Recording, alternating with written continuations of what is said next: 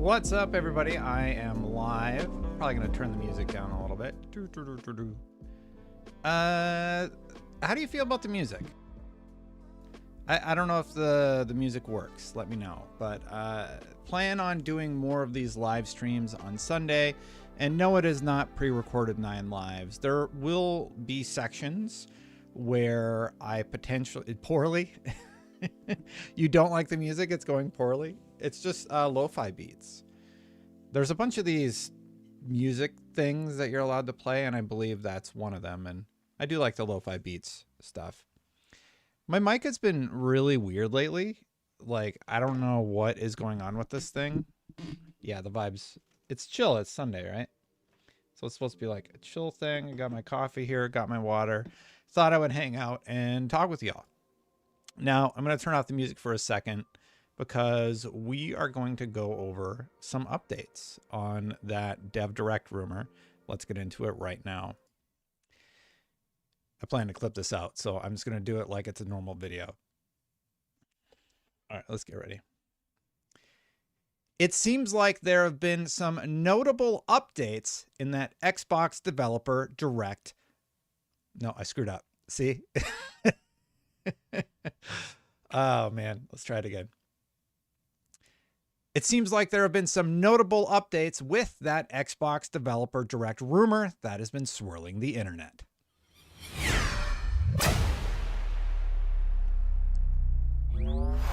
So if you haven't heard, there has been an update on all of those Xbox Developer Direct rumors. I made a video about it not that long ago. And now, over on Windows Central, Jez Corden is reporting that rumors suggest Xbox is bringing more games to Nintendo Switch and PS5. But what's the truth? This is part of it. Oh, man, I screwed this whole thing up. Let's just talk about the news. All right, I give up. This is not... So far, starting off great. Can I do scene? Oh God, I don't know what it's going to show. Okay, it didn't break everything. I think I'm going to ditch the... So let me fix this really quick. Yeah, I don't like y'all seeing all my tabs, but because I'm a little crazy about the tabs. So rumors suggest maybe I could do like the rounded circle thing. Sorry, now I'm going a little bit crazy. This is all my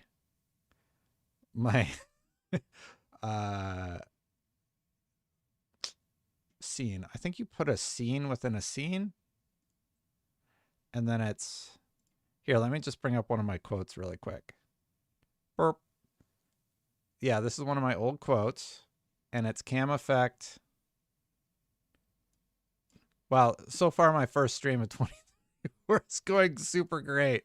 Super excited about this. So we could turn, what's this? Oh, I don't even know why that's there. Okay. So we're going to put a scene. We're going to put in cam effect here. Burp. To Destin. Ah! And yeah, we can shrink this down and move it around. And then there we go. Burp. Burp. There. See? Rounded edges. This is a big deal. It was worth it. It was worth doing this live. Okay. So, but am I looking the right direction now? Yeah. See, now I got to move the cam effect. I got to be over here. Perfect. Amazing live stream, right? Rumors suggest Xbox is bringing more games to Nintendo Switch and PS5, but what's the truth? So there's been this rumor going around that Xbox is going to bring some of their games to the Switch, more notably Hi-Fi Rush. And that's what everybody has been talking about on the internet. This is Jez Corden's take on the whole situation with a few clips that I've found to sort of support some of the thoughts.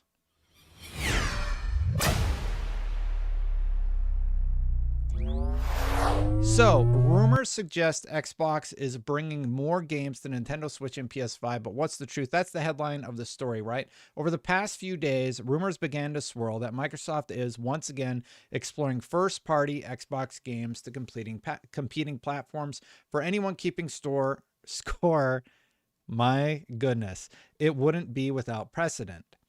With the Activision Blizzard deal in the bag, Microsoft is effectively becoming one of the biggest third-party publishers on PlayStation and Steam already, with games like Call of Duty, Minecraft, Diablo, etc. distributed wholly under the Microsoft umbrella. The latest rumor mill doesn't pertain to that, though. Historically, console sales have revolved around the arbitrary gatekeeping of exclusive content. There's no reason why God of War or Super Mario Bros. Wonder couldn't run on Xbox, PC, or whatever else, but publishers don't bring it to other systems because they want you in their ecosystem. I mean, that's really smart. The thing about that is more and more people are accessing ecosystems on their mobile phones and on their televisions, and I think the need for a console, which is basically a locked, low-cost PC, the needs for that are less. There's still going to be people like me that really make content about the console, that discuss the console, but I think for the most part, I just play on my PC because I can run the PC out to the television. I can upgrade it really easily if I need like more RAM or whatever. You guys saw me build the PC though on the channel. I don't really need to do any of that.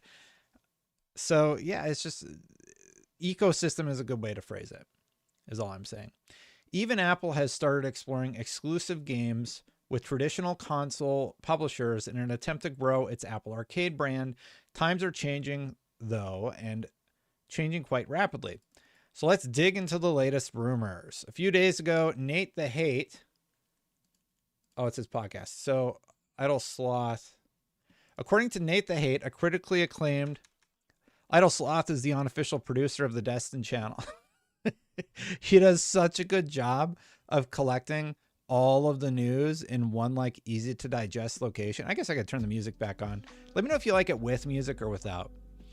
So, rumor, according to Nate the Hate, a critically acclaimed Xbox first-party title will come to a competitor platform in 2024. The title I am referring to was met with high critical acclaim. Fans loved it. It was the Game of the Year conversation this year, the year it released. When the announcement comes, I think it's going to be met with a lot of excitement because this is a quality game. And then there's the timestamp. Yes, Microsoft will be dabbling in bringing a first-party game to a competitor platform in 2024. At least one game.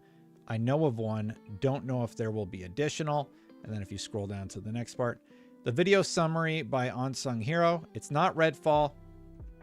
Nate, view it from the perspective of Microsoft as a business. If you're bringing select games multi-platform outside of PC to Switch and PlayStation, your competitor's console,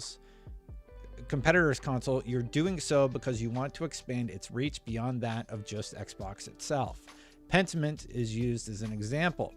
If something like that is ported to Switch and PlayStation, it's already a very well-received game that could sell well. And at this point, it's not driving Game Pass subscriptions. They play it and enjoy it. And then 3 years later, when a sequel comes out, it's exclusive to Xbox and PC. So the only way to play it is to buy it on Xbox or PC, which Microsoft is okay with, allowing Microsoft to expand their ecosystem and draw you in when the time is right. Nate reiterates that a potential sequel would be exclusive. Microsoft could be partnering with an external publisher to bring the title. Nate is referring to a multi-platform release. He also says they may self-publish. So to me, my read on that is basically that they're going to port it on the Switch. I don't think it's the PlayStation. Here's Nate Drake. Yes, most folks would not look at an ADF and think Halo is coming to Switch or PlayStation, but might think if it was Gears, just to give a hypothetical. I wouldn't put it in the same tier as Halo and Gears, but I'd put it higher than ADF. What's ADF? I'm blanking on ADF. And again, let me know what you think about the music, if you can even hear it. I have it like negative 40 decibels. A lot of people are saying that basically it's Hi-Fi Rush. MVG said not Redfall. I'm out. And that's what Insider Gaming was reporting. So when you start pairing the stories together, everybody's like, oh, it's Hi-Fi Rush. Here is, I don't know if my effects are going to be on. Yeah, that's fine. Whatever. Insider Gaming is saying Hi-Fi Rush is coming to Nintendo Switch. It's claimed rumors and claims have begun to surface. We got a super chat. It's SEC. I don't know what currency that is, but it says, Yo, Destin, awesome content. Always exciting when you drop a new video. Love from Sweden. Thanks, Marauder. Appreciate it. Rumors and claims have begun to surface that the Xbox exclusive Hi-Fi Rush will be coming to the Nintendo Switch later this year. Nate the Hate, who has a strong track record when it comes to insider information, first kicked off the rumors by announcing on his podcast that a high critically acclaimed Xbox first-party title will come to a competitor in 2024. People like it with music. Cool. Yeah, I think for the live streams we can put a music bed on there, and then if I want to clip it out later or something, I would like to do the live stream on Sunday and then have one or two of the clips be my videos for Monday, and then I can kick off the week like looking for other stuff. Or yeah, I have this whole playlist of stuff to react to too, so maybe we could do some reacts today. I don't know. Plan is to go from 10 until around 1. So yeah. Nate the Hate, who has a strong track record. As expected, subsequent rumors and predictions soon surface online. One notable claim comes from Reset Era user lol something, who has suggested that the game is Hi-Fi Rush coming from the Nintendo Switch. On the forum, lol replied to another saying, and you'll win, after the user predicted that Hi-Fi Rush will be coming to the Nintendo Switch. I think that's a really good fit. I think Hi-Fi Rush is a good game for the Nintendo Switch. My one concern would be Hi-Fi Rush is a lot about timing, and that might get a little bit tricky, but I don't know. Anyway, whoops. See, now I don't know if I like the scene. I have the scene set up for quotes because I look on this monitor for quotes and I look on this monitor for stories. So we'll use talk scene. Talk scene is the one that I use for stories like this, and then put the cool little rounded edges on it. Destin likes rounded edges, everybody. Spoiler. Hi-Fi Rush is one of the biggest highlights and surprises in 2023 after the game was announced and shadow dropped during an Xbox Developer Direct. New leaked achievements suggest that the game will also have some form of DLC in the near future. Will you be picking up Hi-Fi Rush on the Nintendo Switch? I think Nintendo fans will pick it up on the Nintendo Switch. My concern would be the Nintendo Switch being able to handle that particular game because of the music timing. I think 60 FPS is a little bit more important for a game like Hi-Fi Rush than it is for, say, I don't know, Zelda, the latest Zelda, right? You don't need the latest Zelda to be 60, but a game about music and timing, I do think there should be a little bit more care and consideration put there. Now let's go back to Jez Corden's piece, because he says the following. We're starting here, if you're catching up. These sorts of rumors started, and I got this like little adjustment tool where I can get my camera out of the way. These sorts of rumors started landing in my lap ever since Xbox CFO Tim Stewart mentioned during a Wells Fargo investors meeting that Xbox will be bringing more of its games to competing platforms, in addition to Xbox Game Pass itself. Xbox CEO Phil Spencer later denied that Xbox Game Pass is slated for other platforms. I also confirmed with some sources separately over the holiday period that games like Hellblade 2, Avowed, and The Elder Scrolls 6 are still slated to be Xbox exclusive after the initial rumor mill around moving towards platform agnosticity swirled. That's a tough word, Jez. Jeez. Now I'm wondering if those rumors began due to the game Nate the Hate is potentially talking about above, a game that I hadn't really considered or chased up. Everybody is saying that it's Hi-Fi Rush, basically. It's going to be Hi-Fi Rush, right? From user lol also backed it up. We already read about that in the other story.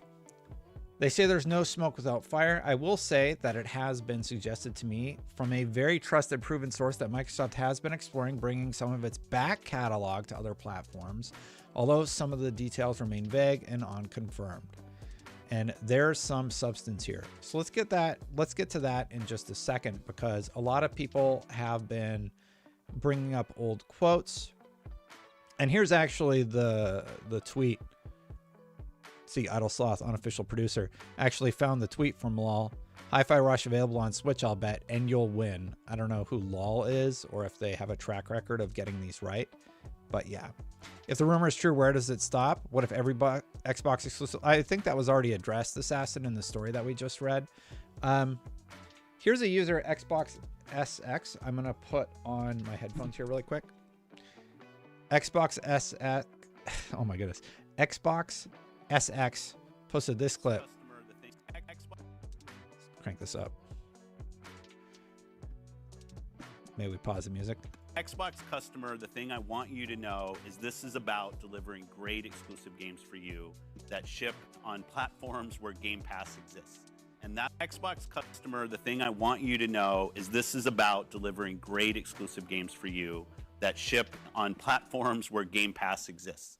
And that, yeah, that's from the Bethesda talk. So official news is Hi-Fi Rush coming to Nintendo Switch. Yes, if Game Pass is there. So that's sort of an interesting proposition. I don't think that's what's going to happen, but I mean, times could change. I think something like Hi-Fi Rush is just one of those games where it sort of makes sense to go on other platforms because it's not like some huge AAA. It's not Elder Scrolls, right? So I don't think they're as concerned about making sure it hits everywhere else. Jamie Moran also posted this clip from, it wasn't E3, it was the Summer of Gaming event. we're not a third-party publisher, right? We're not a third-party publisher, right? We do something different with our content like Starfield, but not all the content. Obviously, Minecraft ships on other platforms, and we enjoy doing that as well. We're not a third-party publisher. So I don't think they're going full third-party publisher anytime in the near future. This was from this year. This Jamie Moran post was just done like this year, and I don't see it anytime soon going fully exclusive. Now this is from Unlocked 437. We're on like Unlocked 460 or something like that now. In 2020 said, I don't really love the idea that for every one of our games, there becomes this little rumor on it. Is it going to end up on the Switch or not? I feel we should set a better expectations with our fans than that. So I don't really love this idea that for every one of our games, there becomes this little rumor on, is it going to end up on the Switch or not? And I feel like we should set a better expectation with our fans than that. I don't really love this idea that for every one of our games, there becomes this little rumor. So I don't know. I mean, with all of that context, that kind of leaves me wondering, where does this rumor land, right? I think that a game like Hi-Fi Rush makes sense coming to Nintendo Switch. Also, it'll have been a year. I think that's good for their future partnership building. Yeah, MLB is on Xbox, Destiny is on Xbox. Sony's not considered a third party. And those are companies, well, at least Bungie is a company that PlayStation purchased or Sony purchased, and now they continue to publish on multi-platform. Granted, there's some, yeah, even the cosmetics, like you can buy the God of War cosmetic on the Xbox, right? So that's sort of interesting. It's an interesting story. I don't particularly care if Hi-Fi Rush were to come out, and I think that's fine. What do you think about it, chat? Let me know. So continuing on in Jez Corden's original story, though, we have this quote. He says, there's some substance here. Given the track record of Lol, Nate, and many of my own sourcing on this, I think the rumors will probably pan out into reality. But until things are fully confirmed, remember to take this kind of stuff with a grain of salt. What is clear is that Microsoft is actively thinking about this stuff, and we know this from public conversations from the likes of Microsoft CEO Satya Nadella, Xbox CFO Tim Stewart, and Xbox CEO Phil Spencer. Speaking during the FTC hearings, one second here. This is important. Speaking during the FTC hearings over the Activision Blizzard acquisition, Nadella emphasized that the only reason Microsoft produces exclusive Xbox games today is because competitors do so. Spencer also said as much during a Wall Street Journal interview back in 2022. One of the reasons people pick different consoles is looking at the exclusive games that are available. If you think about Nintendo, a platform I love, people think Zelda, Mario. These are iconic franchises that are available on those platforms. For us, we have Halo and Forza and things that people love. Sony has their own set of exclusive franchises. So as we're shipping things, we'll definitely have new exclusive franchises coming to Xbox. There's no doubt. But a game that's a year old going multi-platform. Yeah, by platform, could they mean iOS or Android? That would be interesting because that corroborates the rumor. Who said that? That was from Time Bear. Time Bear says by platform for Hi-Fi Rush, could they mean iOS or Android? That actually could be really interesting because it sort of corroborates the idea that Xbox is going to be launching their own app or something, or their own mobile service to compete with Apple and Google. And that was rumored to happen this year, or I believe the guess was that it would happen this year, right? Interesting. Yeah, I think that's a good thing to flag, actually. But that's the long and the short of it about that one. The rumor is basically, yes, they could potentially. Jez goes on to sort of quote a lot of the stuff that I've already talked about. We're going to have Jez as a guest appearance on the channel next weekend. So every week, one of my plans for the channel, and just a real quick note about channel plans. I dropped the Let's Plays. They were killing the channel. So Google does this weird thing about like how often they recommend your channel. And I have this theory that your channel gets nuked if you do something like Let's Plays of Path of Exile, a game that I've been playing, because they're like, oh, people don't want to watch this channel anymore. So my other content by episode 3 or whatever started going down. And I actually meant to preload something here just in case I have to step away. But yeah, so no more of that. Yeah, I don't think we're going to be doing that anytime soon. I need to set something up really quick. Videos, exports, path 4. I'll actually have episode 4 set as my like, oh crap, something broke. Let's just give it a test and see if it works. I'm going to play a trailer really quick. Be right back. Spoilers, I've been playing. Yeah, okay. So sorry, past Destin. We'll play episode 4 of Path of Exile in case I have to leave. I think that'll be a good, like, I got to step away for a second. I like this idea. I think older games coming to other platforms makes sense. Sony's doing it right now also, but Sony's trying to get their games to go from PlayStation to PC, right? And they have a whole group dedicated to porting those games. I believe it's Nixies, right? I think Nixies is the one that is trying to get everything to go to those other platforms. Continuing on, though, we have a few other stories. That one was from Jez Corden. We went through all these tabs. All this was about that. Oh, this one was also great. So Nate the Hate back yet again, talking about internal mock reviews for Hellblade 2. If you've been wondering what what Hellblade 2 might see, I'm trying to go into presenter, but I'm live streaming, so it's a little bit of a different situation. Long story short, a rumor is suggesting that Hellblade 2 is doing very well internally with mock reviews. FYI, according to Nate the Hate, the ratings from Microsoft's internal mock reviews of Hellblade 2 are in the low 90s. That means very good. At least internally, that is what they're anticipating. Not sure if it's fully based on mock reviews. It could just be internal mock reviews. Not sure if it's been external mock reviews, but if that is what they're projecting, is something in the low 90s, that would be their highest Metacritic game since Gears 3. Low 90s is really good. A low 90s Xbox game in the form of Hellblade 2. Here's the thing. The original Hellblade is phenomenal. I think the combat's pretty basic. I think some of the puzzles are kind of annoying. I recommend everybody play through Hellblade 2.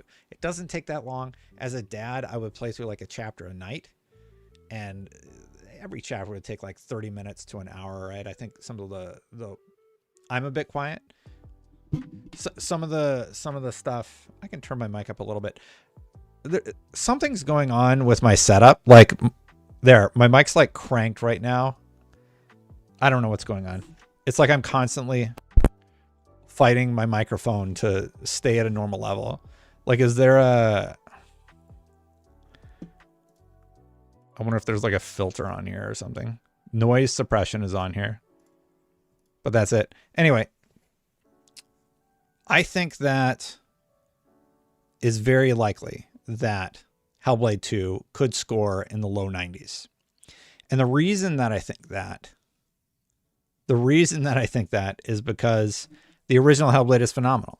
It's a really good game in terms of what... Somebody's saying my mic's fine. Sorry. It's a really good game in terms of what it was able to do. Play it with headphones, play through the original Hellblade. And there was a story that I talked about. You can go find the video. There was a story that I talked about not that long ago.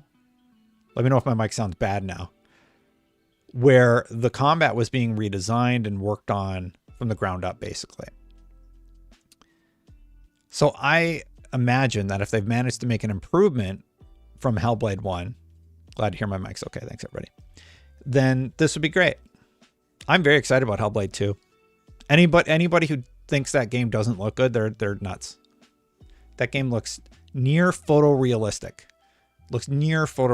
It's incredible. Small update on Final Fantasy XIV. Apparently, I didn't watch it, but during their presentation, they do their big Final Fantasy thing every year. Square Enix is planning to begin the open beta around February 21st, but the date could change. And I believe there's a closed beta even a little bit earlier than that. And, oh, there's actually a clip. There's actually a clip from the event where they talk about it. Let's listen to it together. This is news to me.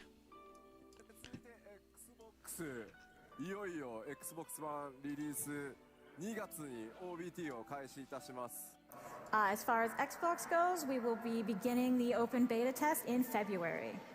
こちらはですね、2月21日頃、ちょっとまだその前後数日ずれる可能性があるんですけど、2月21日頃、オープンベータを開始させていただこうと思ってます。Our current plan is to begin the open beta around the 21st. Plans could still change a few days Let's in go. either direction, but that's what we're aiming for. ぜひですね、Xbox ユーザーの皆さん、 21st の上でですね、この OBT から新たな冒険 7.0 備えるためにもね、冒険スタートしていただけると嬉しいです。If you know I really Japanese. hope that a lot of Xbox players will get started right from beta and join us in 14. Xbox ゲーマーの皆さんとですね、 I'm gonna play for sure. I'll probably just roll a new character. オルゼアでお会いできるのを楽しみにしております。 And I look forward to meeting a lot of Xbox players as Warriors of Light in-game. Chat, if you're an Xbox player, are you going to be playing Final Fantasy XIV? Let me know in the comments below, or the live chat if you're watching live. I do think I have played Final Fantasy XIV. I have a level 60. I'd have to boot up the game. I don't know what level the character is, but I'm at that point between where the core story starts, and then there's like the interlude, and then you get to the really good stuff, and I just couldn't get through that middle interlude. So yeah, that's where I am right now. It's kind of a mixed bag in chat. Half people are saying yes, half people are saying no. Like, it's free, or it'll at least be on Xbox Game Pass, that's for sure. I am very excited about Final Fantasy XIV coming to Xbox. I think it's a pretty cool story. And I will definitely be playing. Time permitting, of course. Yeah, it's kind of a mixed bag.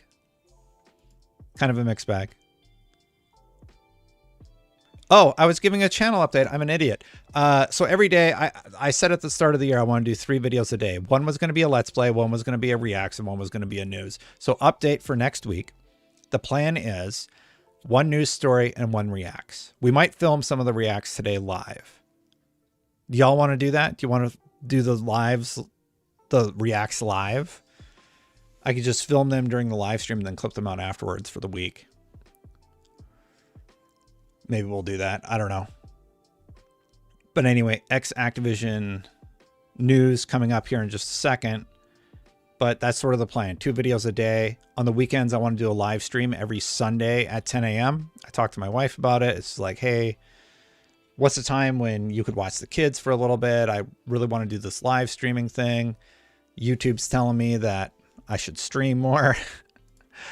Maybe I should stream more. Maybe I should do it. Nobody at YouTube called me. They have this thing on the back end, and they're like, hey, did you know that if you stream, people might actually watch it? So I was like, yeah, okay, I'll do that. That's what we're doing today. And then yesterday you saw the Michael Pachter thing, and the goal is every Saturday morning, it will be a pre-recorded interview with a notable person from the industry. I let you know Jez Corden is coming up. I have a few others lined up. I have feelers out there right now to see about some other guests. I think I have guests booked. I think I'm 1 week short on January. 600 viewers. That's not bad. I even have to take off my shirt like that Alex guy. Bring on David Jaffe. I had David Jaffe on last year. I could bring him on later. I could reach out. He's always down. He's very nice. I could bring Colin back, but I feel like Colin and I kind of covered off on everything in that one video. I wouldn't even know what to ask him this time. That's why you take time to plan your shows. Let's get back to the news here. Ex-Activision exec accuses publisher of discriminating against old white guys. Former employee says he was laid off for whistleblowing about company preference for younger non-white employees. A former Activision executive has sued the publisher in California. It's got the thing again. Accusing the company of age discrimination and violating the state's whistleblower protection law, as reported by Law 360. The suit was filed earlier this week by a 57-year-old former tech executive who worked for the company from 2014 until being laid off as part of a restructuring in the Activision Blizzard Central Tech Department last August. Sasson, member for 31 months. The video is a few months old, but I recommend watching Actman's Baldur's Gate 3 video he did about your IGN Dev Panic video. Really a funny watch, in my opinion. I still see stuff pop up about my devs react and like the whole usage of the word panic and how people basically I'm a little salty about the Baldur's Gate 3 thing still, because there's videos out there where I feel like the point I was trying to make is tweaked to support their argument. Like they'll take like one part of the video and then none of the context leading up to it or none of the disagreements leading up to it. And they're like, here's why this is bad. And I'm like, you took out 5 minutes of context and you took out like one little part. I stand by my Devs Panic video. I think there's stuff I could have done better. I could have reached out to Xalvier. I should have done that for sure. I disagree with a lot of the stuff in his initial post, and some of it I think is incorrect. There's a lot of devs who agreed with my stance. Those are just completely disregarded when people disagree with me. And like, not like Juno Bleeze was one of the originals, right? And then there's the reaction video I shot from, I'm blanking on her name, but it was a great follow-up. And independently, that person also saw that all these people from AAA studios are saying, like, agreeing with the raising of the bar and everything like that. And the fact of the matter is, it's a post asking about lowering your standards or telling you how you're supposed to perceive things. And that's going to be met with negativity. Like, when there are all these problems right now with the games that are coming out, and gamers are just saying, hey, we're really tired of these apology letters. We're really tired of being nickel and dimed in all of our games. There's all these problematic things. Then, yeah. Anyway, a little salty about that, but I want to do an appropriate reaction to that. And I don't think me complaining about how people reacted, like, I don't have to defend my stance. Everybody who is acting in good faith, who watched that video, knows where I'm coming from, in my opinion.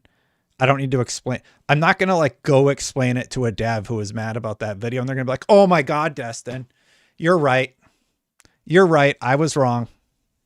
No one's ever going to admit that. Right? What conversation could I have with somebody and they're going to be like, oh, you're so right. You're so right. Thank you so much. That just doesn't happen, right? Let's talk about these old guys who are getting fired from Activision. The suit was filed earlier this week by a 57-year-old former tech executive who worked for the company from 2014 until being laid off as part of a restructuring in the Activision Blizzard Central Tech Department last August. The lawsuit gives several examples to establish that Activision Blizzard discriminated against him, starting with statements Bobby Kotick allegedly made at a leadership conference that the problem with Activision Blizzard is that there are too many old white guys. The suit doesn't say exactly when the conference was. Well, Bobby Kotick, it was very nice of him to leave the company. He's like, there's too many old white guys here, so I think I'm going to take $150 million and leave. It was very nice of him to do that out of the goodness of his heart. It says a pair of white executives left the company shortly afterwards, saying their departures were based, at least in part, on Kotick's ageist remarks. Ageism's the thing, like, that sucks. I don't know if this case is going to go through. I have to imagine they settle. It's interesting that this is going to have Paris, you say, Pounder? I'll have to see. I lost my train of thought. Somebody said Paris. One of those departing executives recommended the plaintiff as his replacement, the suit says, but he was passed over in favor of a younger non-white employee who then became his manager. The suit accuses that manager of creating a hostile work environment and criticizing his work such that his merit-based salary increase for the year was the lowest he received during his tenure at Activision. The suit notes that a woman in his department complained to Human Resources about her own merit-based increase being below expectations, saying she made false and defamatory remarks about him to Human Resources and his manager. The plaintiff responded by filing his own complaint with Human Resources, accusing the company of failing to protect plaintiff from the discriminatory and defamatory accusations. It kind of depends what the accusations are, right? I don't know. But if you're, I don't know, this whole story seems kind of messed up to me. I don't know what's true and what's not. Like, they're going to have to interview the people who are making the claims. I don't think this ever sees court. I think they settle and they just pay this guy off to go away. Microsoft's going to have to deal with stuff like this. The stuff that happened under Kotick, like, all that mess needs to be addressed. And Microsoft at the start of the year said, all these people got to go. Here's some replacements and how the people are going to be, and people that are going to be coming in. I think this one seems like it happened under Activision's watch, and Microsoft's going to have to foot the bill for it. He demanded that the accusations be investigated independently, but the suit says plaintiff's complaint was ignored and he was not taken seriously. The suit says he was laid off as part of Central Tech restructuring in August of 2023. That's pretty late into the Microsoft deal. On a team of 200, he and 6 other men, 47 and older, were out. Activision placed profits over people by terminating the older, higher paid executives, he said. How long had he been there? Like, maybe he'd been there so long and he was just making a ton of money. And Activision has so many problems internally. There's also this process that one former developer or manager talked about where they have to write up like X percentage of their staff, no matter if they're doing well or not doing well. And I wonder with cases like this, if this guy went to an employment attorney and they're like, yeah, you have a case, but you have to base it on ageism and race. So bring it to court. Here's how we phrase it. And then, the lawyer makes this. This isn't the guy making this. This is him and his lawyer working out how to present this case. So I think it seems like if he has proof that there were any statements made about his race and his age, then I think they're going to pay him off. Because I think if you present that, it's kind of hard. If they actually said that, hey, we don't want old white people, then I think they're going to run into a problem in court. But I don't know. I don't think anybody wants a case like that to go to court. I think they pay it out. That's just my take on it. The plaintiff is asking for damages to make up for his losses, earnings, negative impact to career advancement, reputational damage, emotional distress, and wrongful termination, as well as other legal costs. So, like, what's his payout going to be? Let's say his payout's $200,000, right? Half of that goes to taxes, half of that goes to the lawyer, so he walks away with $50,000. I don't know how court payouts work, but I imagine like he doesn't get very much in the end. Anyway. Oh, there's actually a comment here. After the publication of this article, an Activision Blizzard representative contacted to refer to the publisher's equal employment opportunity. What? What is this?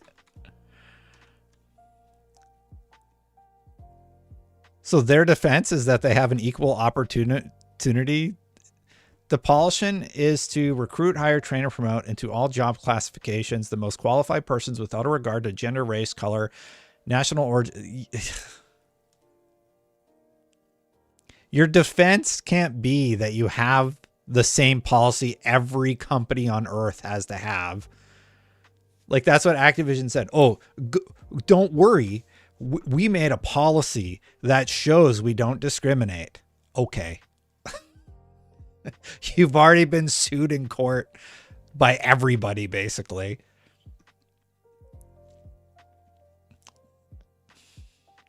My whole thing about the Activision situation, and the reason I'm excited about it, is because Microsoft is going to go in there. Microsoft, by the way, very highly rated on Glassdoor. Let me bring them up.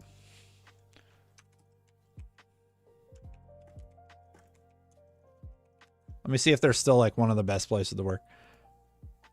Yeah, they're still 4.3.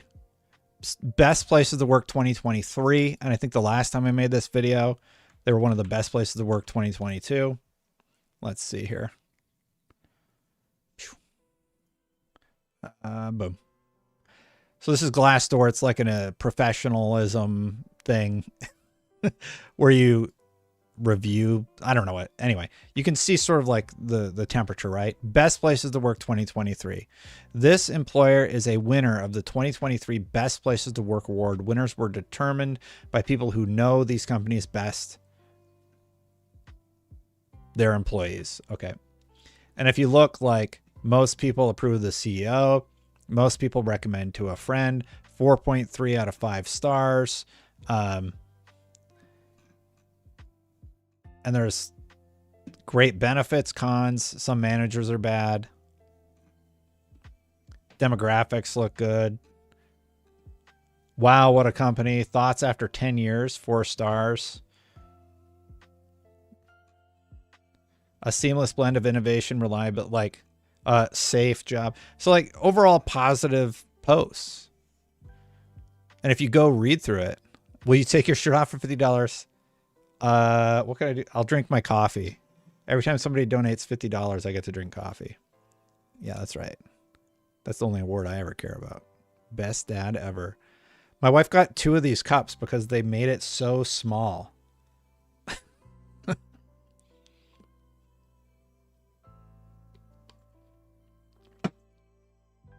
Taking a drink anyway. I got that $50 before. Where were we? I'm like all over the place. I'm just having a good time hanging out with y'all talking. Oh, y'all might not like this next one. This is from my buddy Paul Tassi. And I got to fix what is up? Why is, okay, designers? Is there a designer in the chat? Why is there this wall? Why is there like a wall of negative space? It's like half the screen is negative. Is it for ads? So I have this like little app here that like every website's different. Like look at Forbes. Look how much negative space is on their site. Like I took design for a little bit. This is your last free article. All right. Good luck with that. Paul Tassi's articles should be free. Steam users may be trolling Starfield with Most Innovative Gameplay Award. The winners of the Steam Awards have been announced. The annual list of the best games in certain categories is voted by Steam users, but many eyebrows were raised when Starfield won the contest's Most Innovative Gameplay Award, something the official Starfield account immediately celebrated. But it's entirely possible that this may have been a bit of trolling by the Steam community. There's some other awards. Just ads, huh, Tuck? There's some other people talking about how Red Dead Redemption 2 won Labor of Love. Is that a troll because it came out like several years ago? No, Paul's articles on Forbes should not be getting paywalled. I know for a fact. Yeah, hit the like, people. Yeah.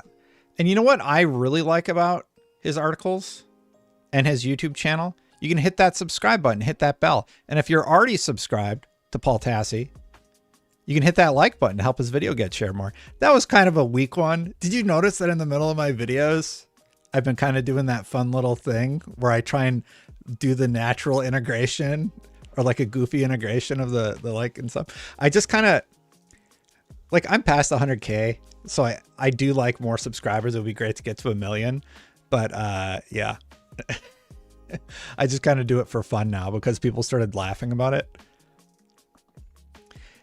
Here's the part where I say I'm a guy who frequently defends Starfield and scored it high in my review. Paul loves Starfield. He wouldn't shut up about it on Twitter.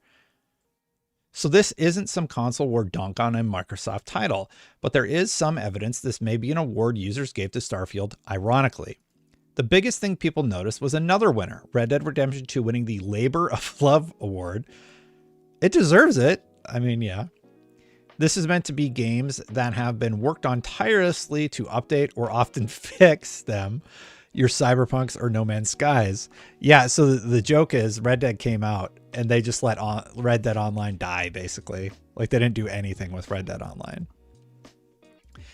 This year in particular, Cyberpunk 2077 reached the culmination of its fixes and content additions.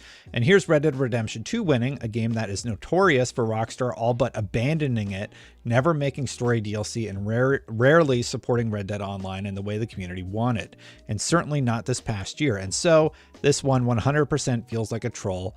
And then there's one troll winner. Okay. What do you think? Do you think Starfield was a troll? Do you think Red Dead was a troll? I kind of see it. I think it might have been a troll, y'all. I don't know. Think it might have been a troll. I'm going to go with trolling.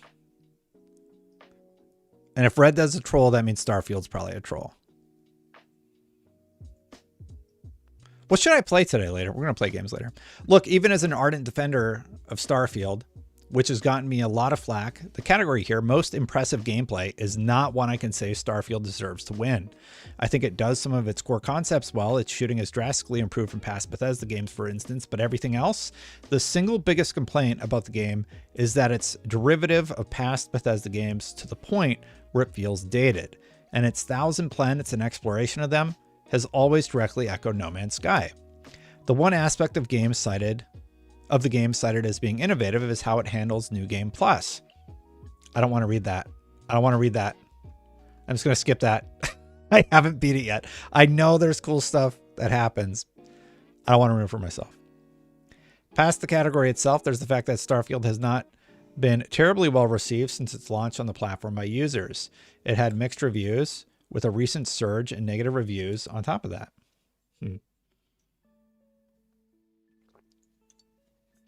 So like so the question is, there's this claim that it was trolling, right? This would have needed to be like a coordinated troll. If it was a troll, where was it coordinated from? I don't know. Lulu probably got a huge payout.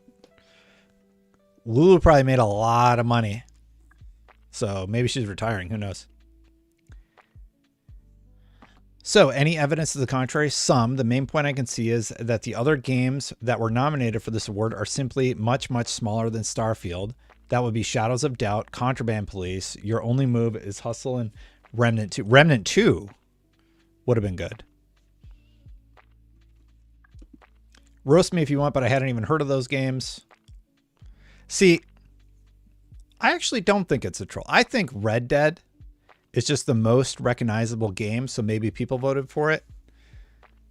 But if I saw Reddit saying, let's go troll the Steam Awards, then I would believe it was a troll. I think people just vote for the game they know the most. But maybe the Red Dead one is a troll. Maybe the Red Dead community trolled Red Dead. I don't know. That's my take on the whole thing. Oh, I got the same article twice. Oh, God. What else do we have here?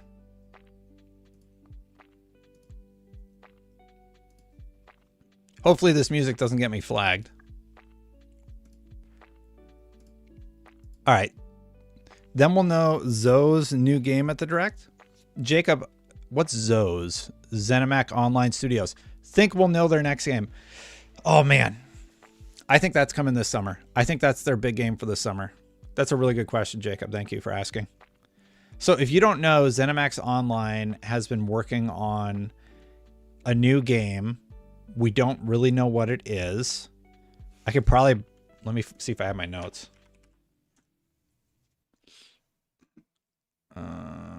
Project Kestrel. We know a lot about this. ZeniMax Online Studios creator Ben Jones has been talking about it a lot. It's been in dev for 4 years. That's as of 2022. 2023, that's 5 years. We're going on 6-7 years of development for that game, right? This is Lo-Fi Beats, bot. If you don't like it, I can turn it off. Here, bot hates the music, everybody. It's gone. Now you just got to listen to me. Sorry, everybody. Y'all can thank bot because he complained about the music. There, it's gone. No more music ever again. Are you happy? This is your fault, bot. Your fault. 100,000. I'll just turn it off. I don't care. You know what? Jay Hootie, welcome to Core Supporter. Thanks, Jay Hootie. Appreciate it. Yeah, you can become a member too. That's a great way to support the channel. You know what? I like the music. It puts me in a good vibe. I like the music. So Project Kestrel, these are from my notes when I talked about it forever ago. It's believed to be the Mandalorian MMO, right? 200 people were on it. 200 people were working on it in 2022. It's from the Elder Scrolls Online team. It is their other thing that they're developing. Of course, there's probably been some sort of announcement about a ZeniMax Online edition. The job description says ZeniMax Online Studios is seeking a lead quest designer. Here, I got these quote boxes. I can throw this in. Studio quote 1.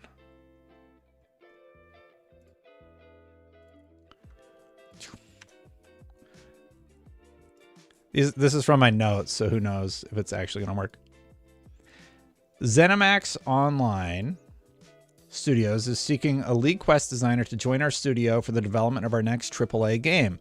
This is a chance to join an experienced group of developers in pre-production for a new IP. This role will collaborate with the lead content designer, lead narrative designer, design leads, and lead environmental artist to drive quest content. A developer in this role serves as a key part of the content direction for a new IP and will help drive a holistic approach to quest development that includes gameplay moments, combat, encounter design, and scripting.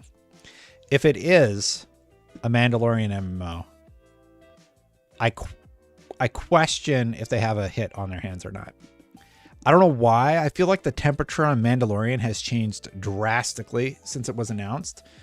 But when you look at that concept art, let me see if I can find the Mandalorian concept. Because I had messaged at you.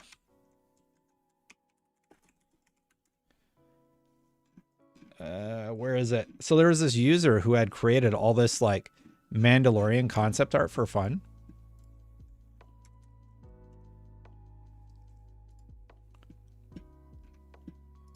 I gotta find it.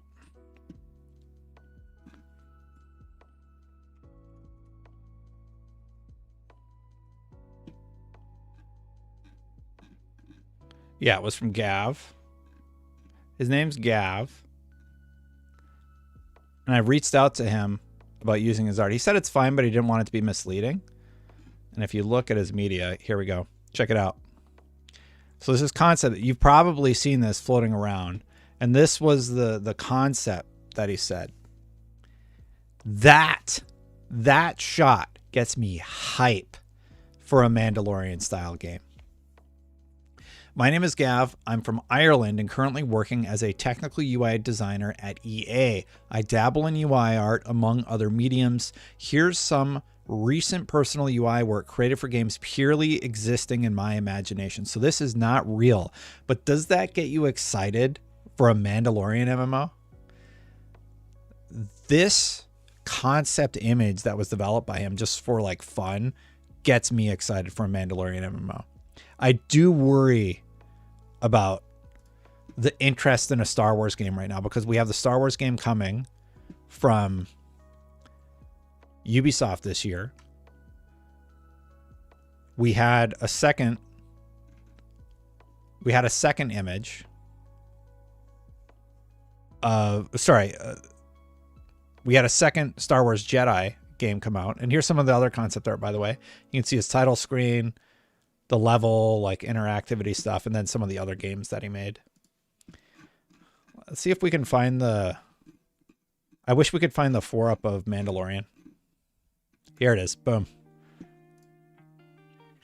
Zeronia 70 XP. This is all fake, by the way.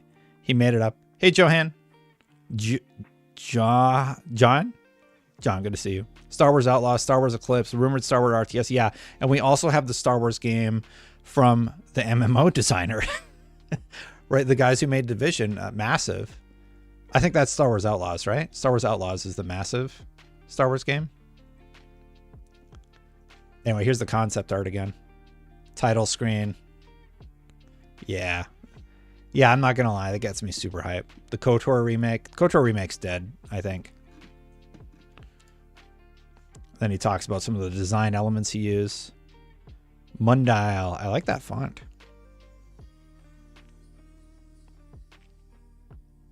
You can tell this guy's a designer. Like, it's really, really cool. Outlaws is massive. I'm excited about Outlaws because it is massive. That's all I had for news today. I'm curious if I were to play a video game, because it's 11, I can play a game for about an hour or so.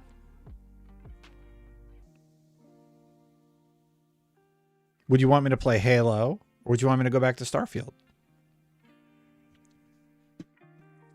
Or I could play Path of Exile. What's going on Steam right now? Is there anything interesting on Steam? Whoa, is Path of Exile featured? I swear I just saw Path of Exile featured on Steam.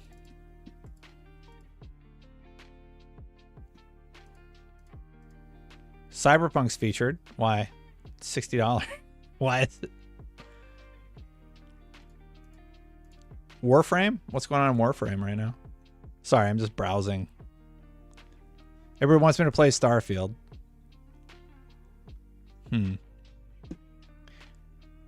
Okay, now we are going to kill the music because I'm going to play a game. So that's kind of like what my plan is for the stream. Just do a news recap on Sundays. It looks like we are are we retaining 600? Yeah, still got 617 y'all hanging out right now. Super chill stream. That's sort of the plan. The opening village fight is always dope. Have you played the finals yet? I am pretty bad at the finals. Play marbles. Don't tempt me to play Marvel Snap. It's right there. Let's tell you what. Let's see. Oh, I still got the filters on. 1 second. Boop, boop. And I don't really want the camera effect. Just want normal camera over here. But I think I'm going to ditch the border. I don't really like the blue. I don't know. What's this one? These are like all old assets from when I used to stream on Twitch. Do you like the... This is so dumb. Let's change the color. This is sort of fun stuff. Color key. Can I just change it on here easy? Chroma key? What does that do? Blue. I just want to change the color. That's not the one I want. Trash it. I think there's a way you can like easily change color correction. Here we go. So let's color correct the box to make it yellow. Yellow. Now it's green.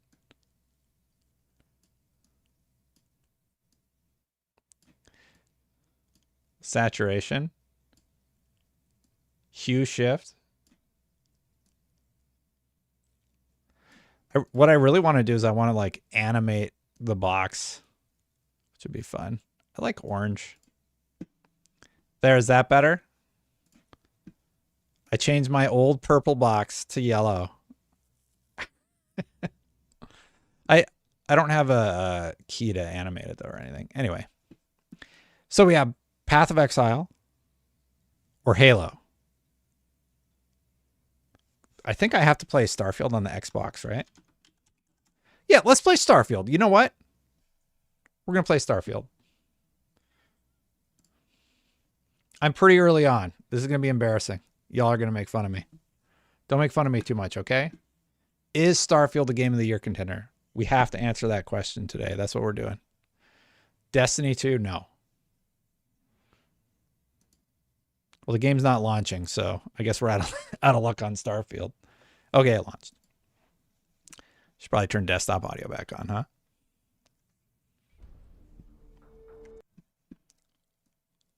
It's set to full screen. Did I break it? I broke it. Well, if the whole stream crashes, it's been good. There we go. I didn't get into Starfield. It's kind of boring. Does it get any better? I didn't beat it either, man. I stopped. I'm not that far either. Y'all are about to see. It says I played for 10 hours. Let's just open that. It's been so long since I played it. I don't even know. This... Okay.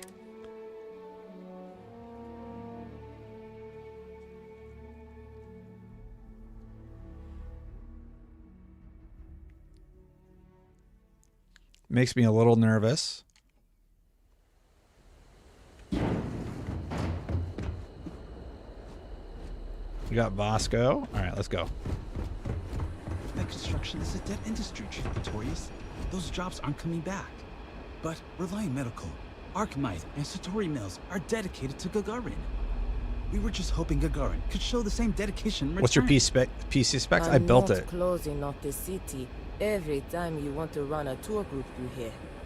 Our investor visits are the key to making Gagarin a place that works again. Forgot what it looks like. A place where people want to live again. People are living here just fine. Now, if you'll excuse me, I have security work to get back to. You're not on my calendar. You know... Is Archmite related? I'm on Gagarin to make money, not friends. Where are you going, lady? I can imagine what the temperatures get up to outside the canyons. Archmite? We're the galaxy's premier heavy equipment firm. Diggers, construction robotics, that sort of thing. I was on the stream when you built it. Thanks, Ventura. To take advantage of an opportunity. The city's old mech factories have been sitting dormant for years now. But they're open again thanks to us. We've automated the old I think this character model looks good. Brought plenty of money to the city in the process. It's a win-win for all involved. One of her eyes look bigger than the other, but I guess my eyes kind of look like that if I'm standing like sideways. What gave it away? I was born in New Atlantis, but the business environment is so stuffy there. No, I didn't mean to make my character look like Isaac Clarke. Gagarin is gritty, exciting. Oh, y'all want subtitles? Opportunity for growth. And isn't that what business I can turn and them on. life are all about?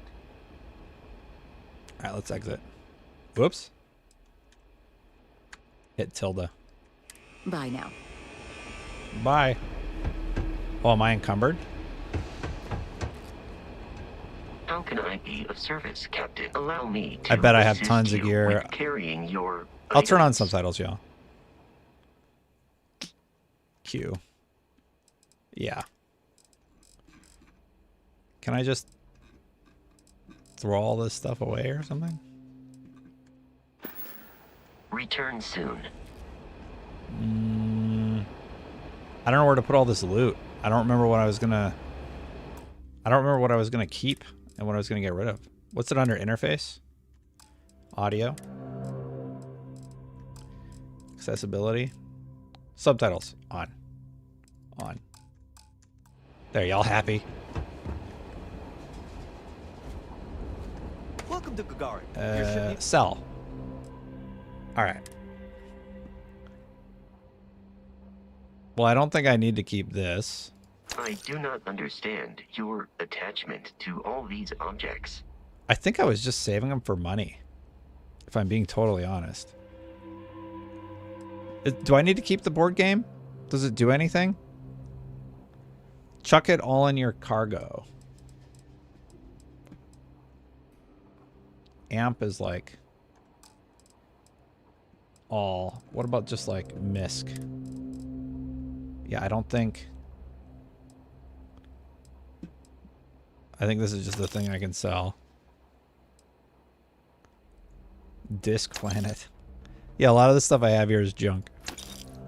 I'm playing Gears 3 while watching the stream. Oh man, you're gonna make me want to play Gears again.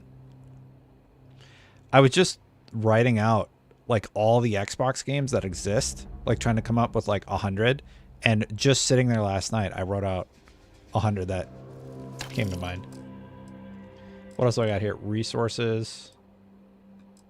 Okay, all. Can you sort? Sort by weight. Okay, that's a nice spacesuit. But I should probably pick one. Well, I don't need the one that's worth 410. I have 2 of those.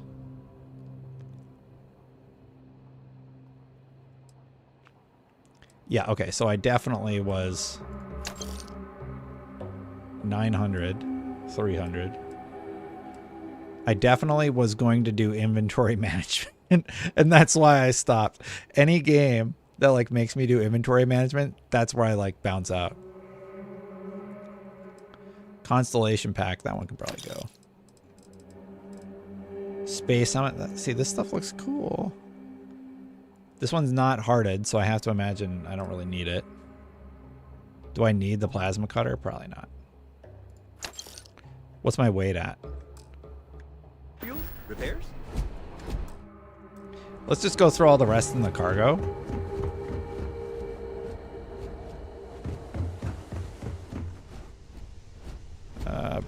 Sure. This game feels like it came out in 2018. Yeah, I think design-wise, I think this is so cool. I think the complaint that it feels a little dated is fair, if I'm being totally honest. Wait, what?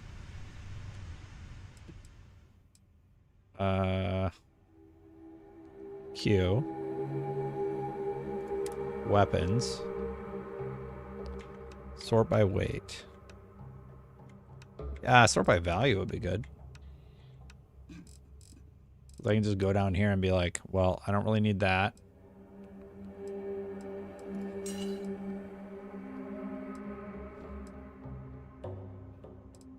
What's this? Ooh, that looks cool.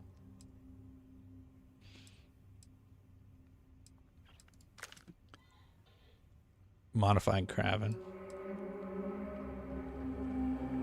The engine is dated. Yeah, I think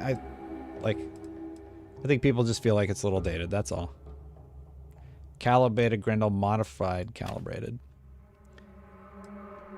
So I don't need these Grendels. Yeah, I was definitely about to do inventory management when I was playing last. Sorry, everybody. Let's just dump some of the heavier stuff. Why am I wearing the Constellation suit? Because everything's worse.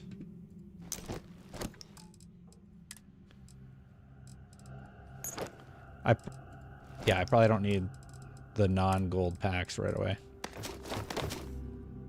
Yeah. All right, good enough for now. What's my inventory at? Whatever. We're good, right? Whoops. What's load field? I actually don't know.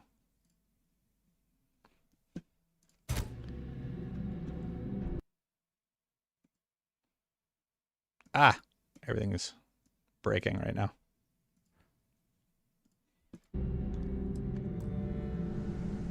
All right.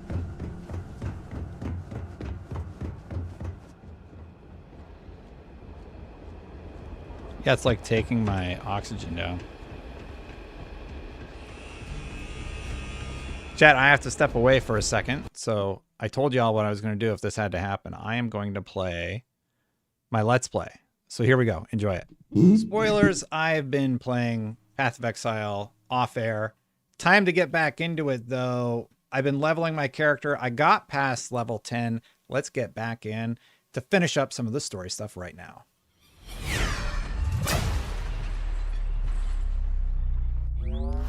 Boom. Yeah, you could already hear the animation in the background, couldn't you? I think it's this one. Hopefully the camera placement's working. I was messing around trying to find a good spot. Yeah, oh, I'm level 11. I'm sorry. I'm up in the mountains. I know it's sort of a jump ahead, but I've really been having fun grinding out the game. I left off with a bunch of inventory management to do just to keep the stream moving along. I'll just throw all this junk in, in the old, what's it called, stash. Ooh, superior gnarled branch. Gonna have to check that one out later. What is this massive shoehorn thing? None of these are really medium life flask. Large, medium, medium. I can honestly just sell that one. Wait. Okay, yeah. Burp, burp. Inventory management has been a lot of my time in the game. Oh, Tarkla has something for me. What you got, buddy? There's a fine line between man and monster. Brutus, the warden of Axiom Prison, he crossed that line long ago. A big lad, and as you know from Hillock, big lads are slow. Hit and run, that's the way to cut them down to size. Unless there's thaumaturgy involved, then forget the hitting bit, just run. Okay. Stay sharp out there. All right, we also got to level up a little bit. So I've been working my way towards this with my minion offense. Minion damage and duration. Minions deal 12%. Yeah, let's do that. Boom. And I want that. So that's great. My minions wreck shop. So we're at monsters level 8.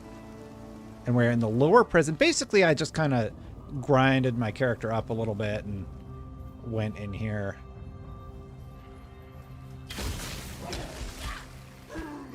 Wait. Is that... Oh, that's them. I'm like, is that a gem I put on that I forgot about? Or... I don't quite remember what I'm doing in the prison, if I'm being totally honest. Probably trying to break somebody free. Let's just explore it and, you know, kill everything. Ooh, there's a door. Big bad. Alright, let's go back to the climb.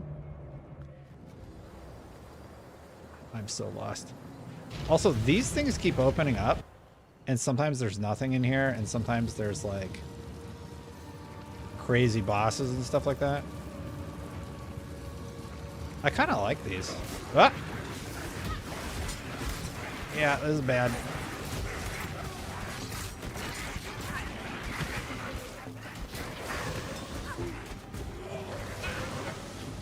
Yeah, I put on some gems that have been, they're doing some reflection and stuff like that. I forgot I did that, if I'm being honest.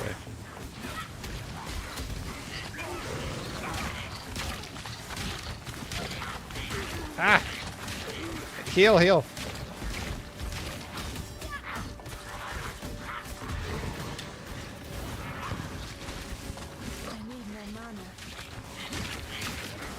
Get off of me.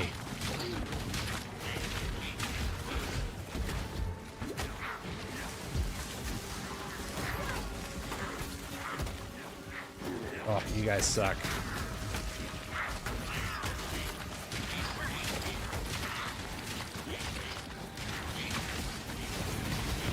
Yeah. Get out of here. I'm totally gonna die. This is... I like can't kill these things.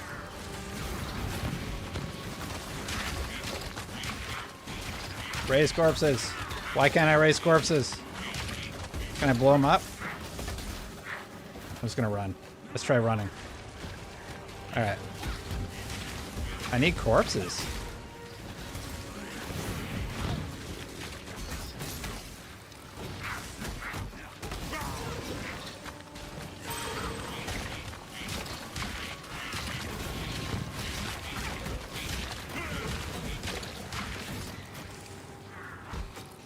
Am I out? Oh, I'm dumb. There we go. Now let's do some work.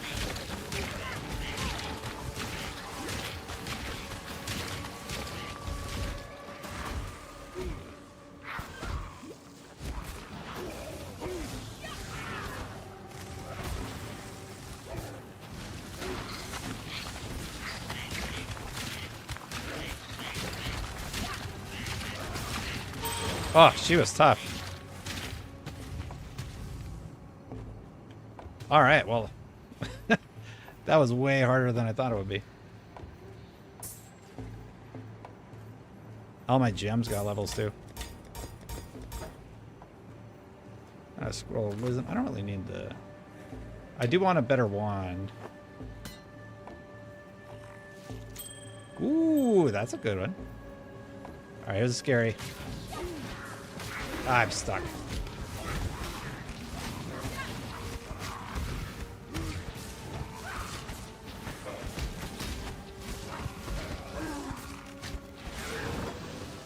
Ooh, superior driftwood. Large mana flask. Let's go. Could use a little bit more mana. Mana, whatever.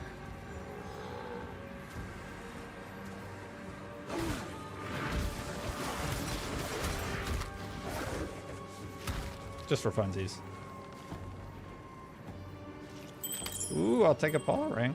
Lots of gold. I like that.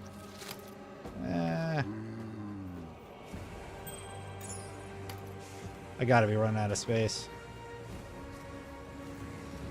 So basically, you just kind of wander around. As far as I know, you just kind of wander around in these until you find the exit.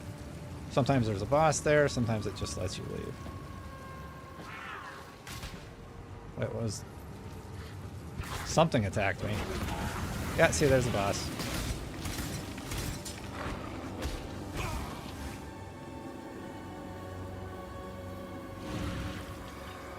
What does it do? Probably should have read that text first. Immediately kills you.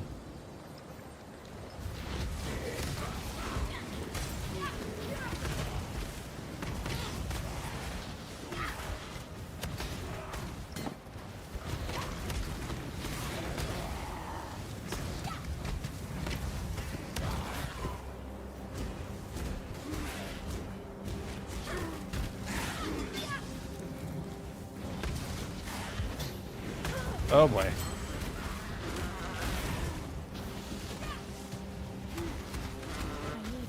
Yeah, this is like a mini boss.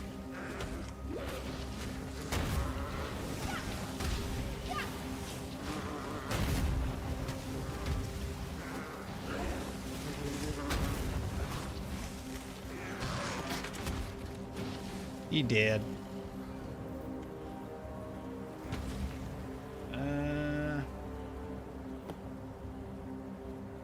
Too much clutter. All right, gotta do the inventory thing. I think it's Q. I don't remember how to compare. Control. Yeah, okay, this is way worse. This, man, I really want a robe. What's this amulet do?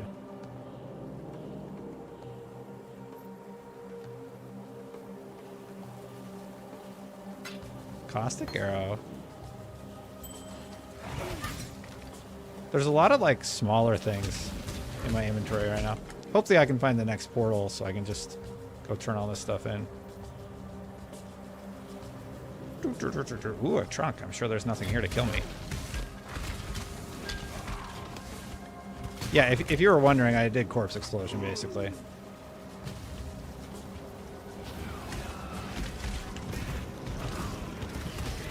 Oh, that guy's scary. Get.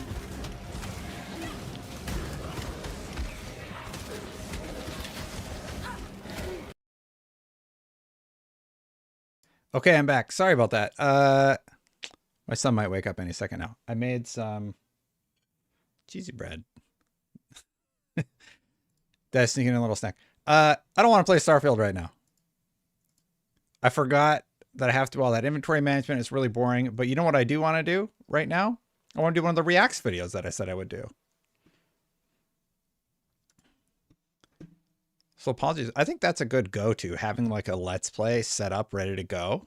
I think that's really smart.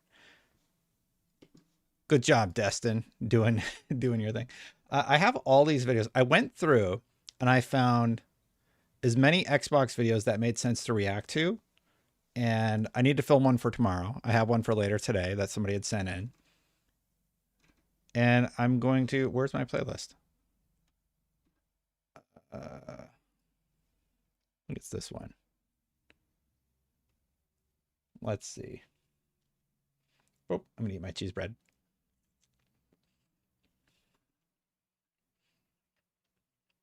Okay. Do you want to watch the Power On documentary and see my reaction to it?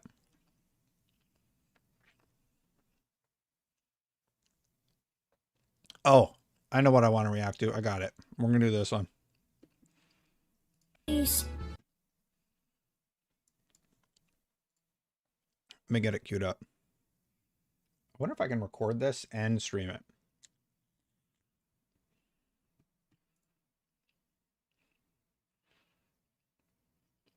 Louis, I'm glad you like it. The Reacts content has been a good watch, to be honest. I'm glad you like it.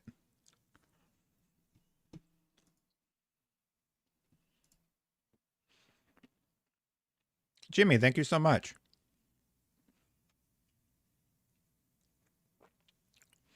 Is there anything else that you want to see me talk about? I know it's my job to figure out the content.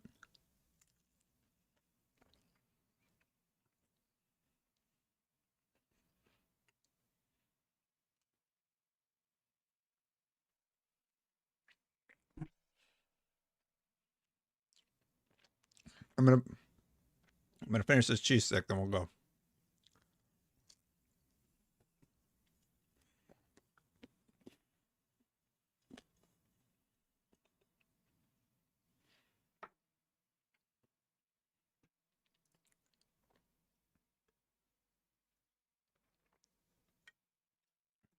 I'm losing concurrence left and right. What is he doing? He's just eating. All right, let's see what happens. So I'm gonna film this as though I'm doing the react. Okay. 4 years ago, Dunkey made a video called The Fall of Xbox. I thought it would be fun to take a look back and see if it holds up.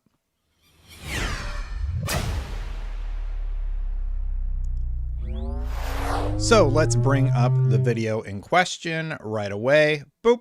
Here it is. So this is Dunkey's video, The Fall of Xbox. Let's see what he had to say at the time. You see this trash can? This is PS4. Boy.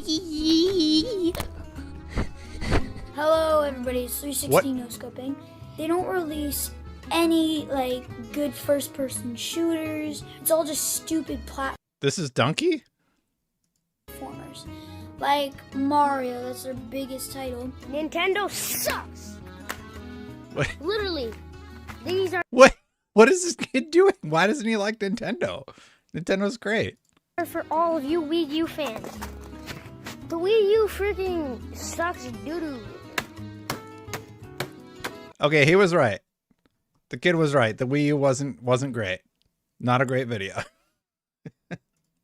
In the debate of the console wars, there is no right answer, only a wrong answer. The Xbox One. This is a console that never really found its footing. Look at the Wii U. This console is considered by many to be a failure, but then you look at its... Yeah, you know what's kind of funny?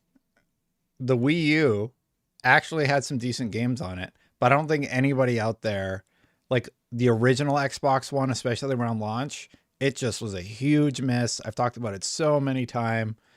Yeah. XECO Bailey.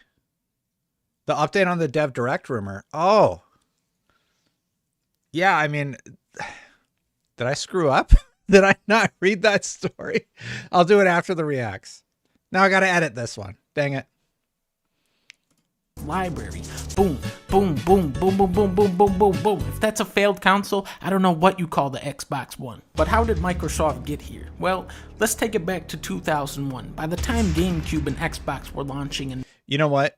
The console, the Wii U didn't sell well, but there are a lot of great games that launched on the Wii U that you can now play on the on the Switch, like Wind Waker got ported over. Well, wait, Wind Waker got ported to, the Switch. So you can buy that one again, and you can buy the Metroid Primes, which came out back in the Wii U day. There ended up being a lot of cool stuff.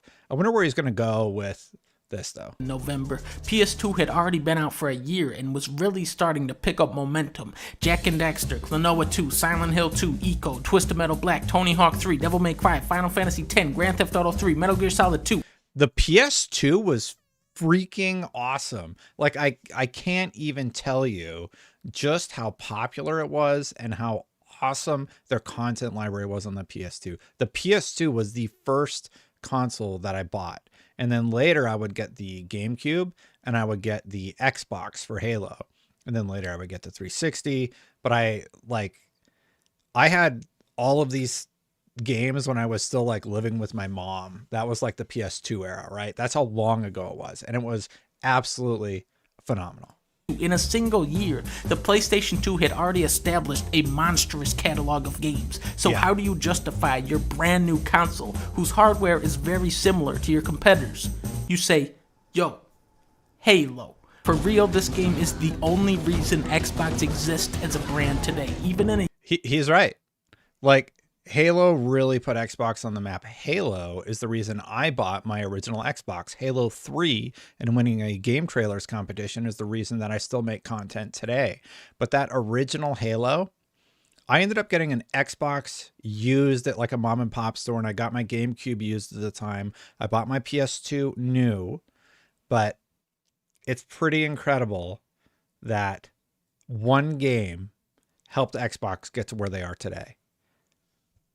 And yes, this is a 4-year-old Dunkey video, and I'm wondering if it still holds up. A year where games were going insane, Halo was such a bold, innovative title that it legitimized Microsoft as a video game company. The original Xbox was Oh, Ninja Gaiden Black. Everybody forgets about this game. I know the code has been lost and everything like that, but I'm pretty sure that you can pop it in. I have my copy in the closet somewhere.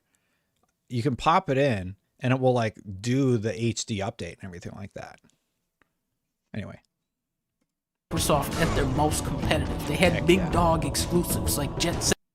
Yeah, Jet Set Radio Future. I want to actually just go back a little bit and see what he listed here. Splinter Cell was exclusive. People forgot that. They had Fable. Mech Assault was really good. This is a joke, but like maybe Buffy at the time might not have been a joke though. Buffy was really popular at the time. I don't know about the Kung Fu Chaos. Look back fondly on Fusion Frenzy. Yeah, there were some good exclusive. Crimson Skies.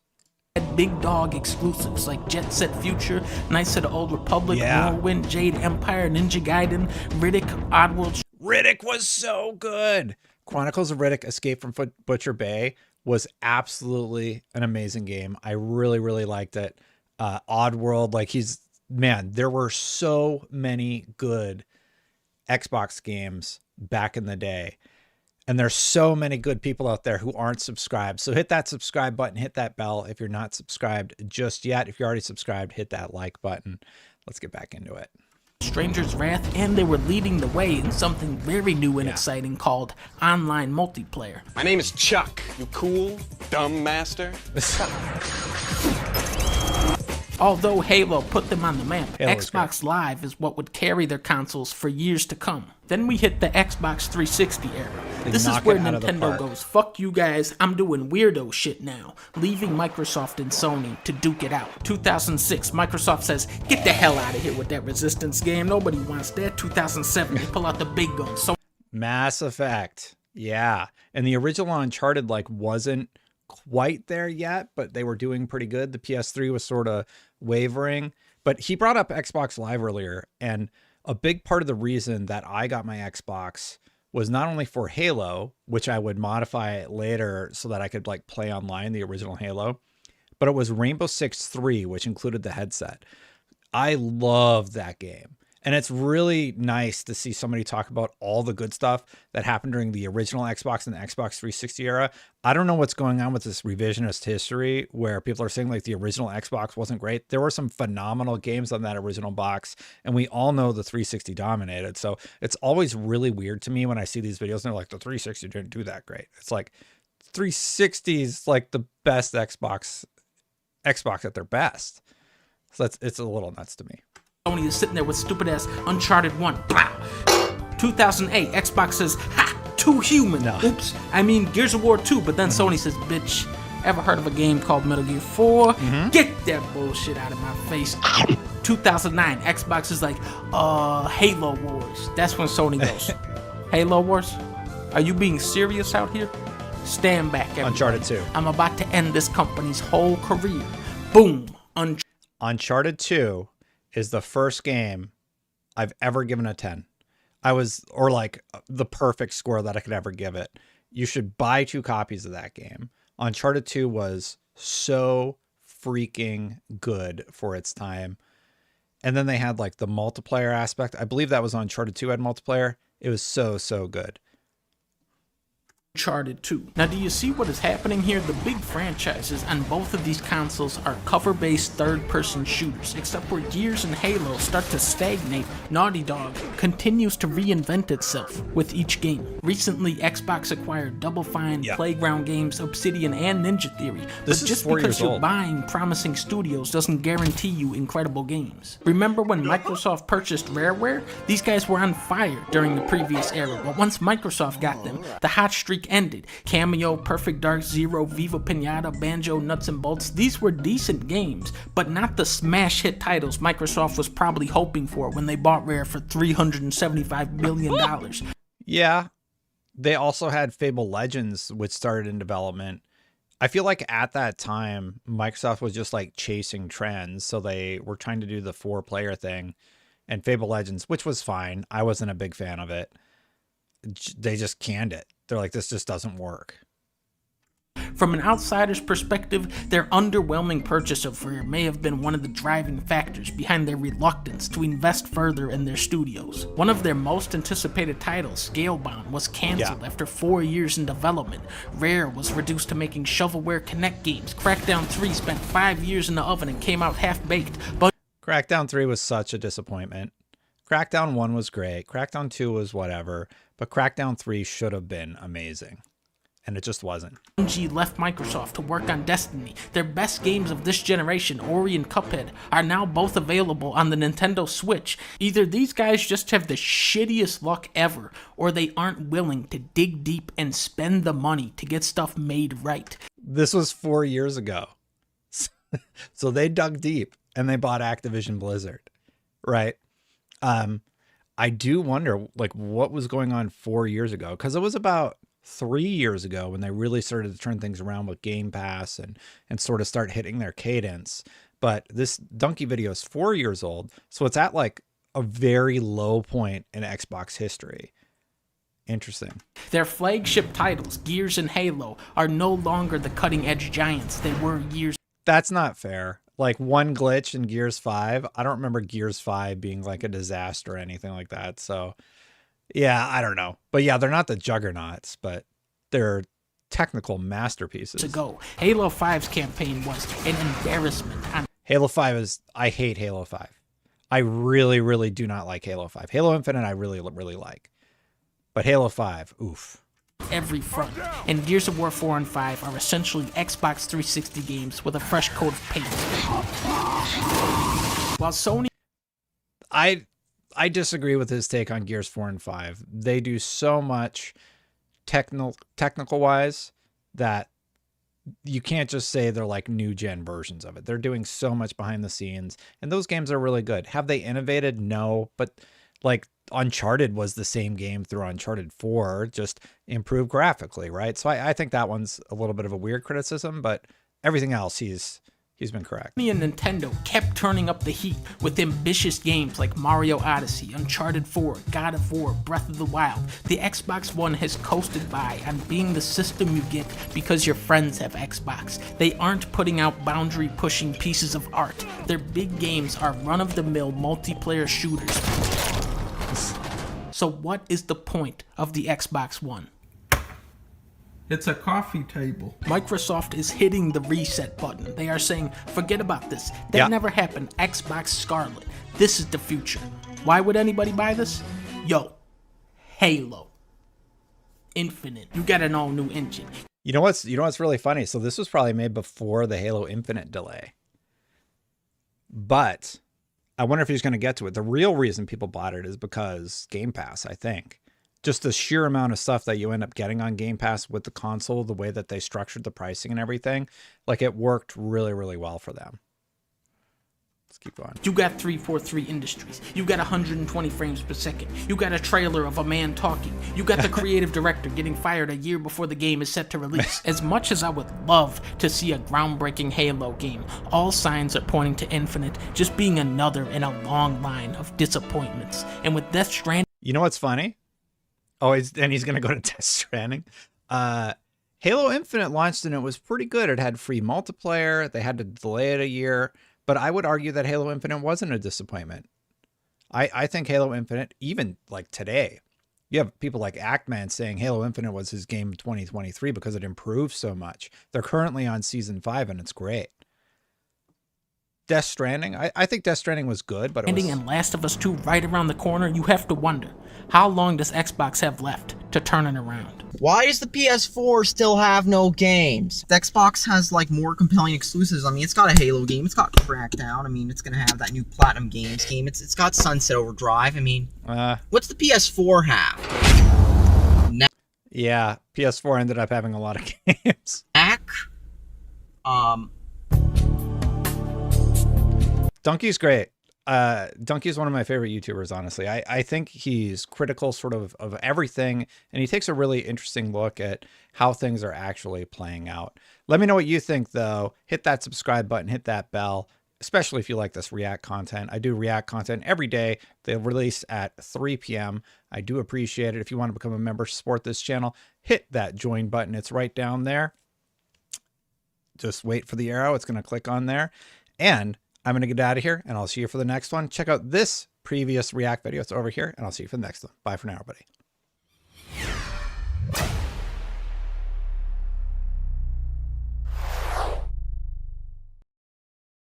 Okay, I was actually recording that while live streaming. I hope y'all knew I wasn't actually going to end the stream, but for real, I got to text my wife back. So, so just give me just 1 second.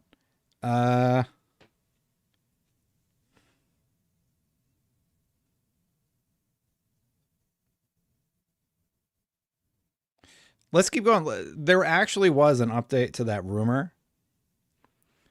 The Xbox rumor thing. Well, that's my reacts for Monday. Xbox developer rumor.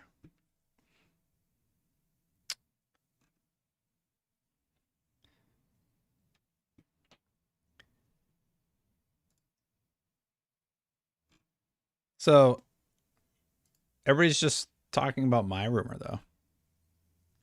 Here it is. Here's the update. So somebody pointed out that I totally forgot the lead story. Say I'm busy to my infant that's about to wake up from his nap. Let's turn the desktop audio back on. So there was an Xbox Developer Direct rumor update. The next Xbox Developer Direct event is coming later this month. A new post on Reddit by user Xantorn, who has been accurate in revealing showcase events in the past, claims that the next Xbox Direct will happen during the week of January 14th. First Xbox event of the year is going to be the week of the 14th. Can't speak on the Shadow Drop rumors, but the date has now been set in stone, the post reads. Should it happen that week, it will likely be sometime between January 15th and 19th, as those are the weekdays for that week. It's unlikely Microsoft would hold an event at this point during the weekend. This comes just days after it was spotted online that a developer direct could be happening on June 25th. Who'd they link to? Yeah, XDRS, the YouTuber. The music. Oh. My bad. I had it set for video game sound. While we can't confirm the exact date and time just yet, Insider Gaming also understands that an event is scheduled to take place within the next couple of weeks, further adding credence to the rumors. We've reached out to Xbox for comment on the rumored show and hope we can update soon. So the thing is, what ended up actually happening was all of this news was swirling, and people are saying that Towerborn, Flight Simulator 2024, Hellblade 2, Avowed, and Starfield are going to be present, or at least like that's the hope, right? I think Hellblade 2 is the shadow drop or shadow announcement or whatever. and that will be the big one. But the big update was this Reddit user posting, and the thought is that part of the announcements will be the fact that Hi-Fi Rush from last year is going to be making its way to other platforms.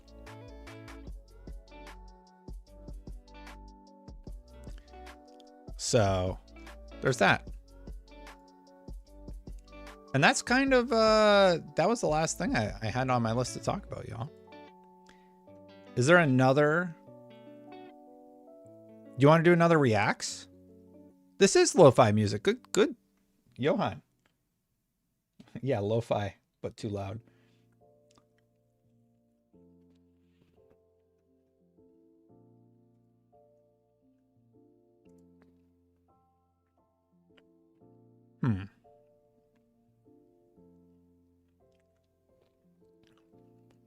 This one, I don't know if I'm going to get flagged.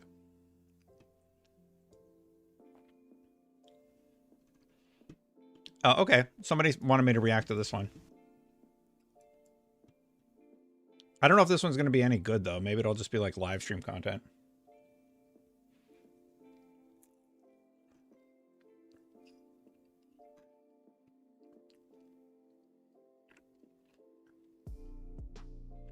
It has like 55,000 views.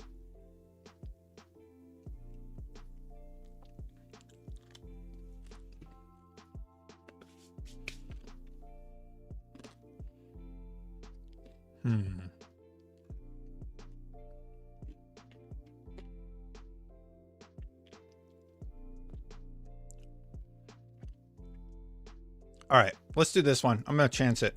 See what happens. Yo, dumbass. So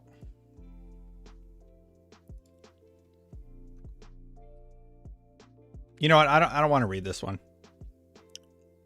This is called the angriest Xbox Live messages in 2011, and some of them are like super violent. I don't really like that. We'll react to something different.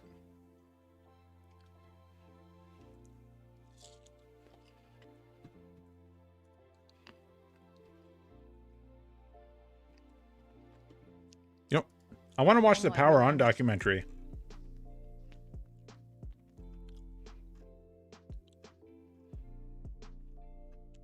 Power On, the story of Xbox. It's probably like one of the best produced things that they've done. Where's Power On? They should have a playlist for it.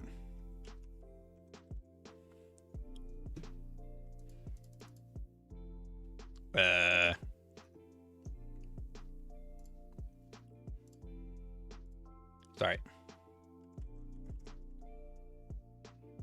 This Power On, the story of Xbox. All right. So this is a playlist. Let's do it. Let's watch this and react to it. T-Bone, thank you for the core supporter. No, this is like Mountain Mike's or something. We have no good pizza places around here. It's a huge bummer.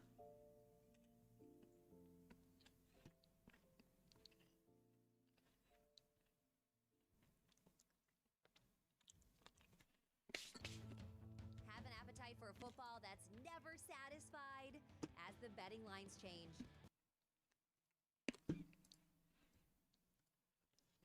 I haven't watched the documentary yet.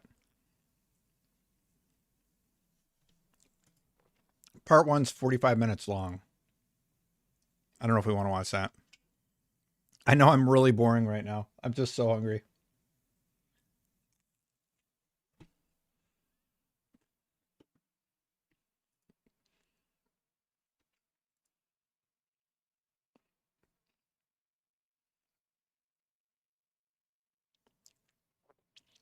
Let me see if anything else pops up under gaming.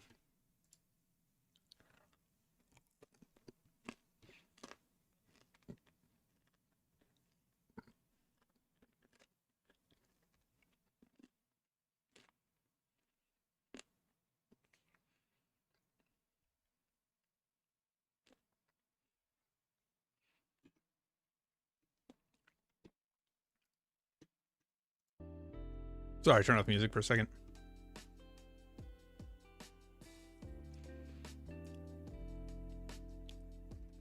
I'm not seeing a ton jump out to me. A lot of Asmongold from a year ago.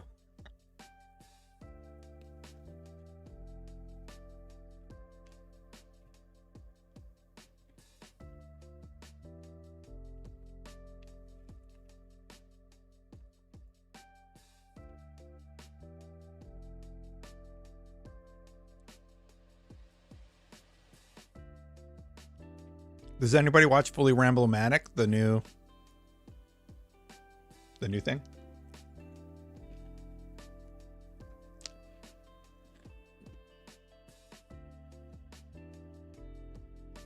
Oh, I totally skipped the story.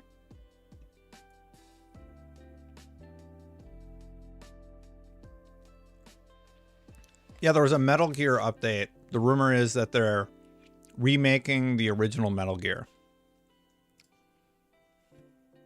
Totally forgot about that.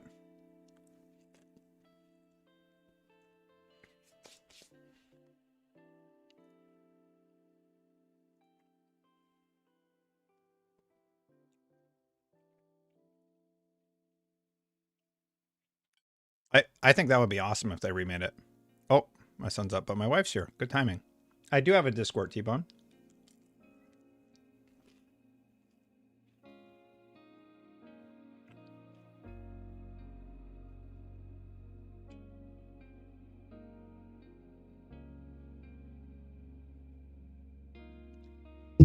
Oh. Hey, everybody. All right, we're going to do a reaction. Hope your family's doing well. My sister's had twins. Oh, she's in for a lot of work. BT.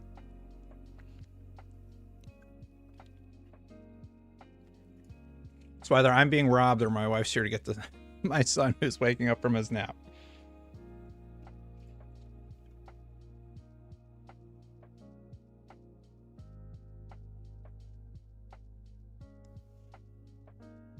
Can we watch State of Decay this year or 2025? It'll be this year. All right, so we're going to do another reacts. I'll record it. Where's the one I had up? This one was sent in. Lau, you can rewind on YouTube, though. You can just go back to the beginning and watch the news segment. I did news for like an hour, and then I started playing Starfield. Then I had to step away for a second to get some cheesy bread. Then I ate the cheesy bread. There, you're all caught up. I don't know if this one's going to be any good. Let's see what happens. So this one is called Multiplayer FPS Games Have Changed. And I'm going to record it. Nexus Naomi did an opinion piece called Multiplayer FPS Games Have Changed. Let's check it out.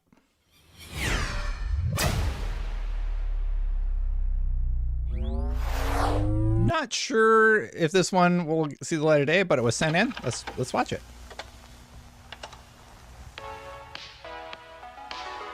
Halo 2 is so good. I really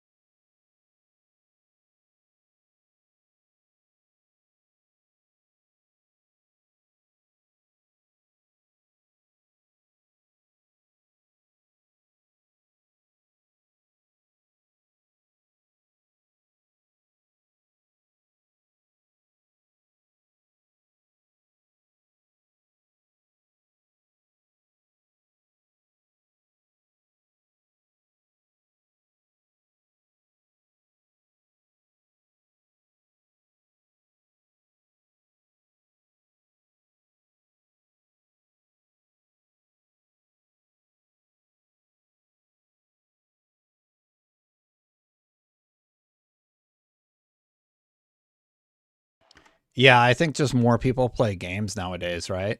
I think that more and more people are gaming every day. So I don't think that's so much about anything like that. But yeah, the picture being painted, I'm not sure that I agree necessarily with it. The people who play games and why we play games, a lot of it has to do with how games are designed, specifically with skill-based matchmaking.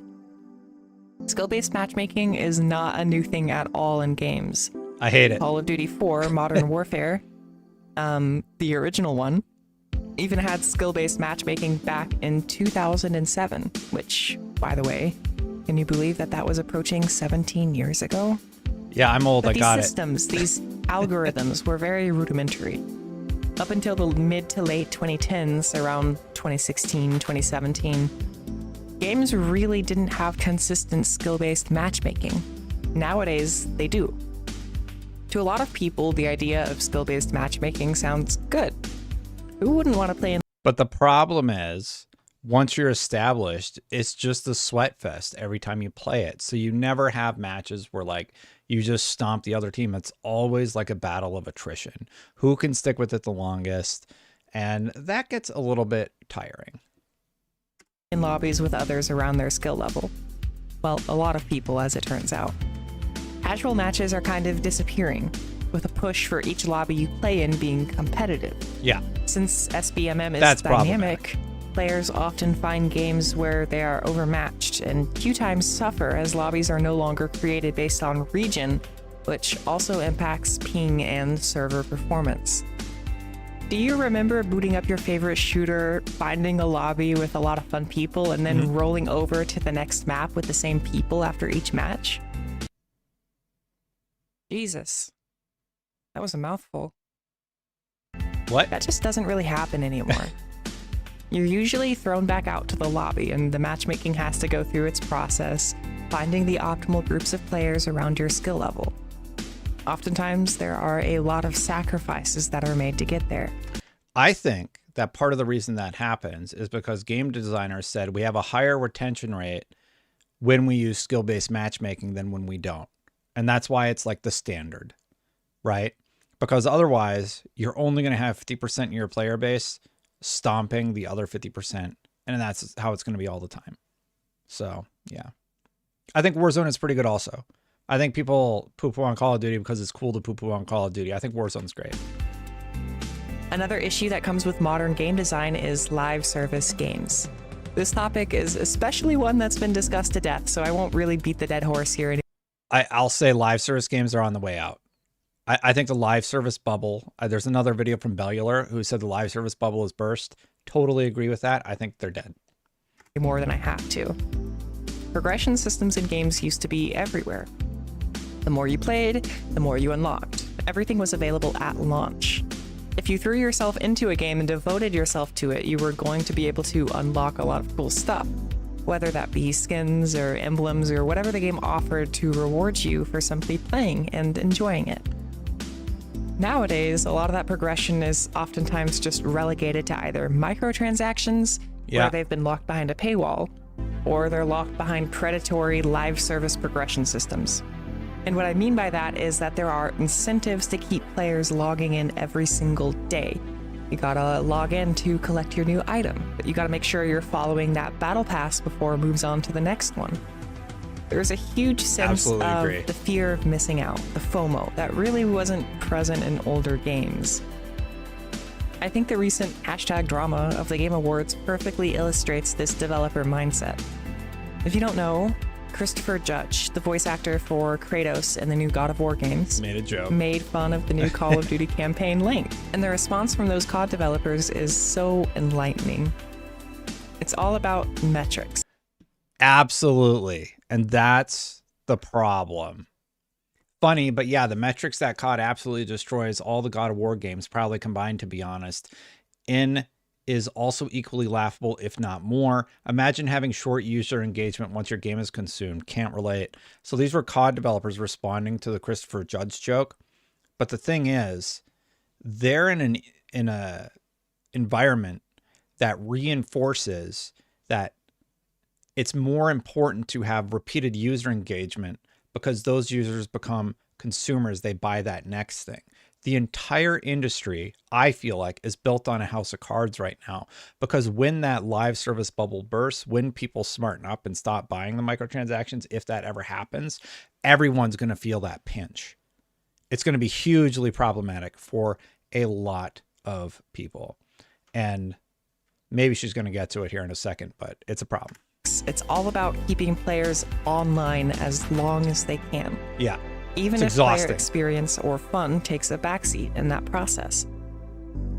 I think I should mention that these tweets have since been deleted, but I really because don't everybody think got it's just mad because of a change in heart or a change in design philosophy, and instead was just a response to all the backlash they received.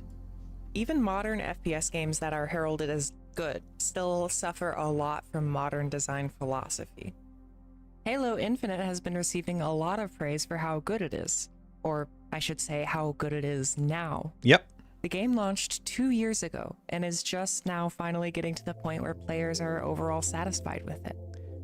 Even then, there are so many microtransactions and, of course, battle passes.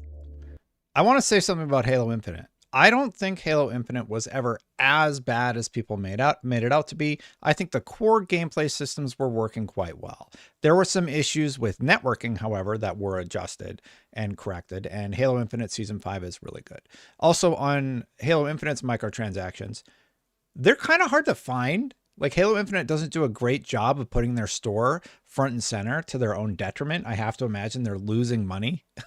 Like, I would say, hey, look, if you're going to put microtransactions in your game, at least make me be able to find your store a little bit easier. So that's a little bit ridiculous. But anyway, Halo Infinite massively improved. I'm going to play some Halo Infinite later.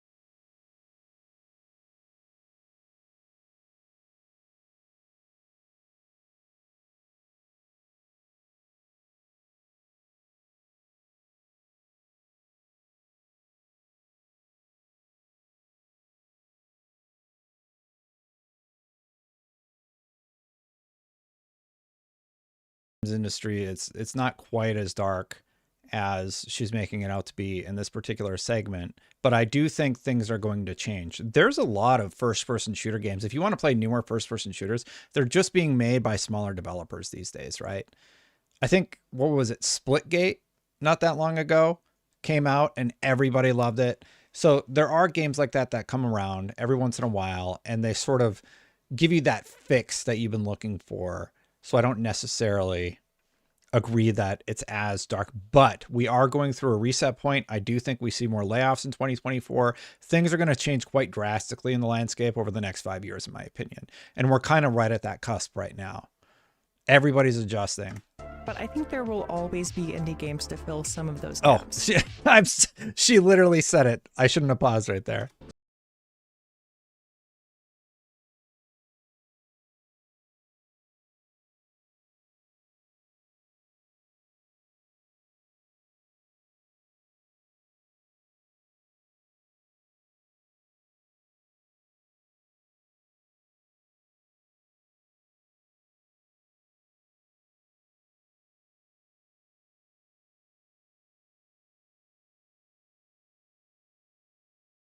Voice be heard. Yeah.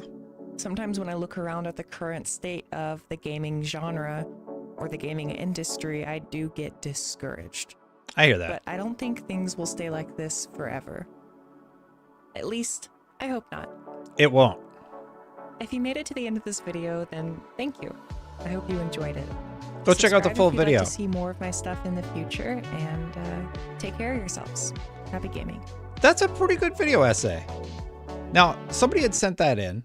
I'll link to it in the comments like I always do. But I don't think things are as dire. I do think things are going to change. I think something like Baldur's Gate 3 coming around is going to shake up everybody a little bit and be like, you know, maybe we don't need to worry about player retention. Maybe if we just make a great product, we can have higher player retention. And we don't need to worry so much about how we're structuring our business models currently. Good video. Thanks for sending it in. Thank you so much for watching. Hit that subscribe button. Hit that bell if you've watched this far. I really do appreciate you watching. Thank you to the members who support this channel. Hit that join button if you want to support this channel by becoming a member right now. The button is usually at the bottom of the screen. There it was whenever I made this overlay. And check out my previous reacts right there. I'll see you for the next one. Bye for now, everybody.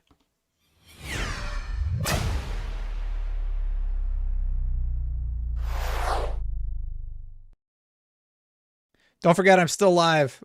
I'm not actually leaving. I'm just recording these, so I'm getting work done while I'm live streaming to y'all. Few notes here. We got some super chats. Quinn, that is your first ever super chat. Thank you so much for that. Really, really appreciate it. Blade Xbox exclusive are also on PC. It will come to Xbox and PC. All Xbox games will come to Xbox and PC. There is no future where I think Xbox only releases on console ever again. And Dark Warrior Plays, thank you for becoming a member. Sorry, everybody. No, I'm not leaving. I'm just live recording things for next week. And if you're here, you get to see it early. Congrats. Good video. Isn't that? Okay, yeah, she showed her own thumbnail. It threw me off. I'm like, wait, am I watching the wrong video? Because, yeah. But it's kicking off great conversation. She has good likes, dislikes ratio. Good stuff. That was a good one. Thank you, whoever sent it in. Maybe it was Nexus Naomi. She only has 2.49 thousand subs. How much content has she made? She started a month ago. More video essays. That would be my vote. Good stuff. Every once in a while, you have a good bump like that sort of come out of nowhere, right?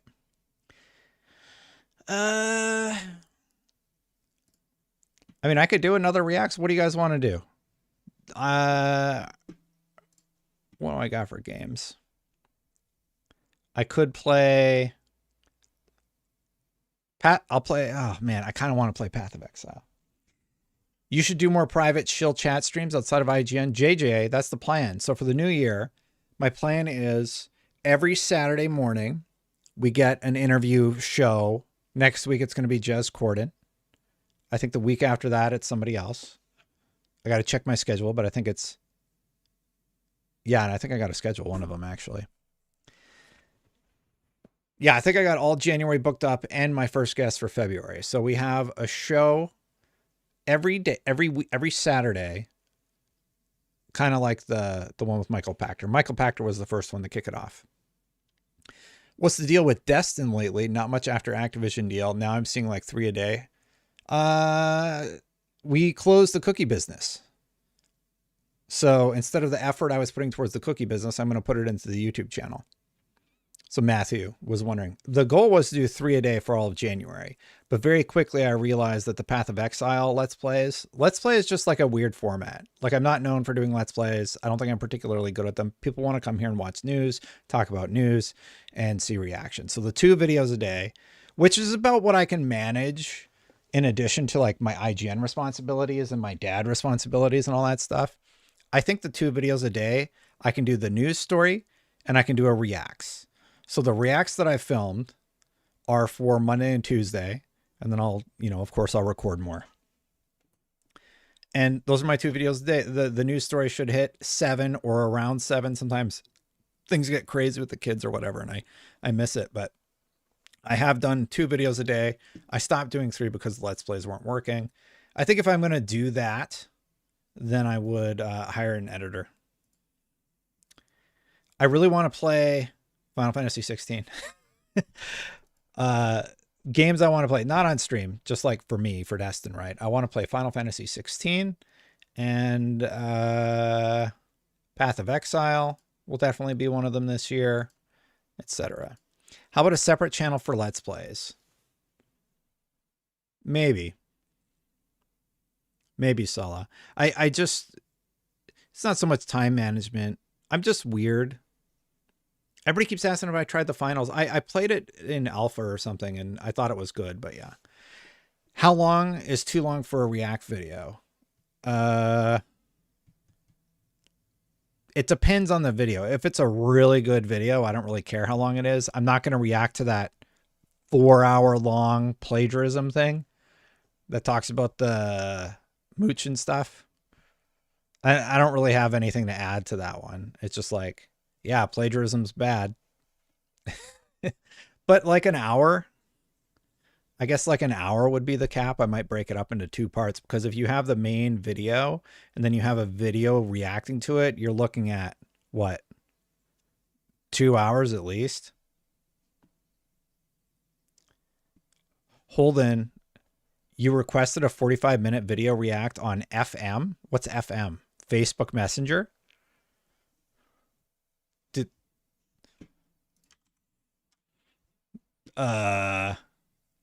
So I have a personal Facebook account, like with family stuff on it, and I have another account that I like never use. I don't even remember where the other one is. So if you send it to Facebook, send it to me on Twitter or email thedestinchannel@gmail.com. Holden, what was it? Can you just put it in? Oh, the Forza one. Yeah, I've watched that one already. So I kind of know what they're going to say. Too long is when you interrupt a guy talking 3 times during the same phrase. Jay Shear, do I do that? Is that like a negative thing? Let's see if any news broke. I'm glad somebody called me out for not talking about the headline. Love the channel. Go Team Green. Thanks, man. Yeah, largely it's just like Xbox stuff. I try and cover Xbox stuff. You know what? I'm going to play Path of Exile, I think. We're going to play Path of Exile a bit, and y'all are going to understand why I'm so hyped for Path 2. Let's do it. Bro. If you ask me, what do I want to play? I want to play Path of Exile. So we're going to play for a little bit. Here we go. I don't think I'm going to clip this out. I've got a level 18 witch. The cap is 100, as far as I know. I tried one of the builds that I saw online. Let's see. Was I doing inventory stuff? Yeah, we're all good. What are all these crazy powers that people are doing? I organized all my stuff. What's this one?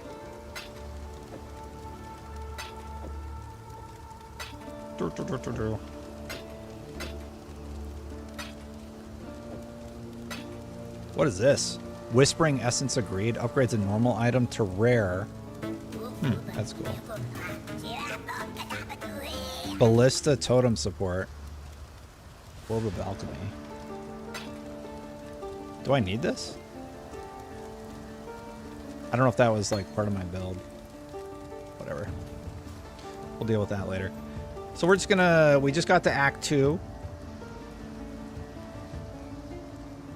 Act 2, right here.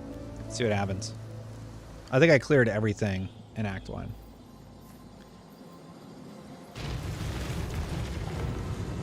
I have some stuff. I gotta remember how I have this mapped. So oh yeah, okay, so move. Have it set like this. Let's see if that works. I'm still getting used to how I laid this out.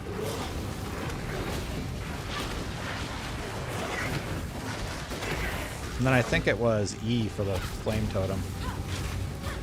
Yeah.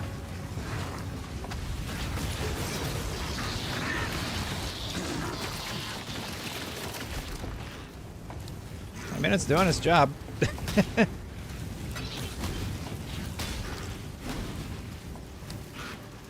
out of here, bro. And then R, T is like the trap.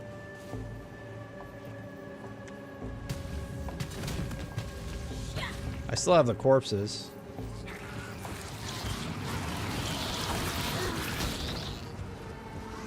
There's something down here.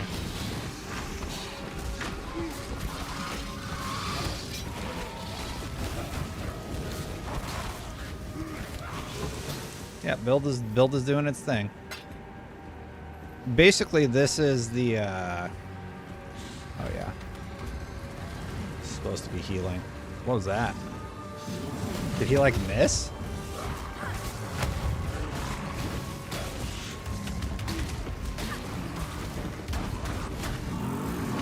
Ow.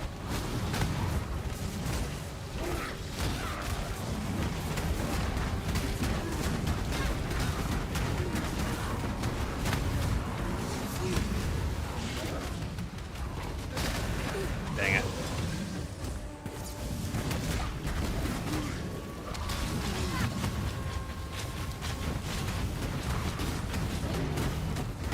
What else do I have? E, R. Oh yeah, I can throw some traps out there.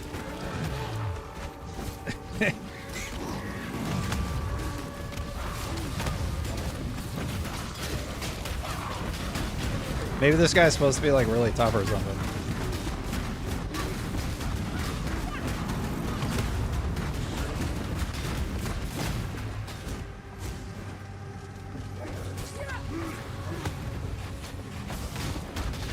Basically, I'm flame totem, flame dash, flame wall, and then you throw these little bouncy flame things. I think he's just strong against flames. I have this though. Alright, there we go. He wasn't really hurting me, it was just sort of annoying. I don't know. If you do @Destin, I see it, but I can chat with y'all while I play.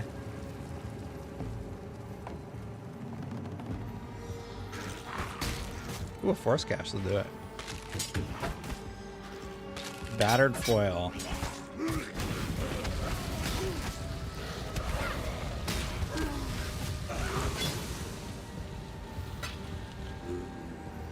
You're looking for gold stuff. What was that?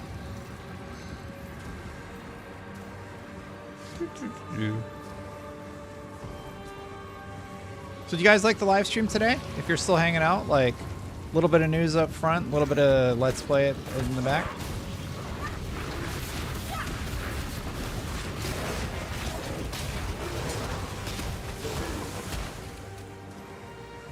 My build's like a mess right now. And I don't really understand. Ooh, Smoke says, do you think Sony sent ABK 5 PS5 Pro dev kits? Sure, why not? They want Call of Duty on there so bad, they'll send the dev kits.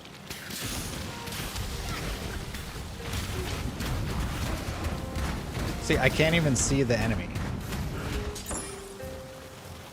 That's my main problem with this build is like so much is happening I can't even see what I'm doing.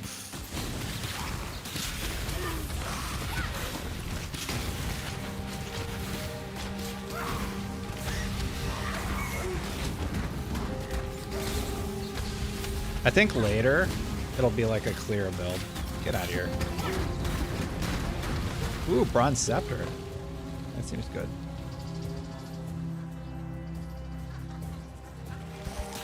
Pretty good content. It's chill. I love it. Yeah, good. Trying something different in the new year. Trying live streaming again. Worked it out with the wife.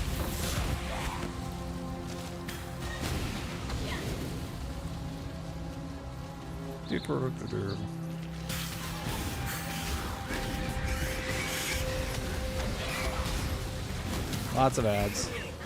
I'll just put one of these down. Just put flames everywhere.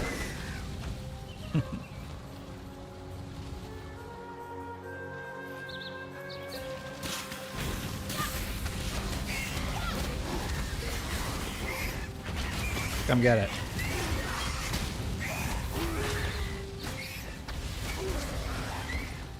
Everything's just on fire.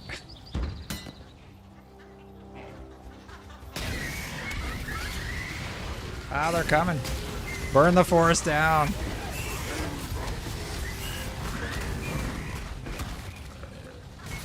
They dead yet? I like the totems because if anything's still alive, I'll just teleport out of there. I'll just nope right out of there.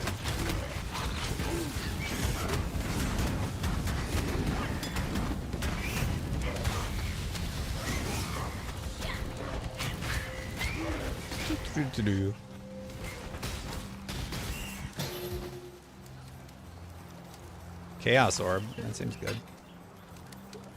Oh, there's the door. I don't really know where I'm going. It just said find the forest encampment. Alright. Oh, I found it. Oh, is the audio too loud again? No, it looks pretty balanced. Wait, what? I got new quest givers. Let's go.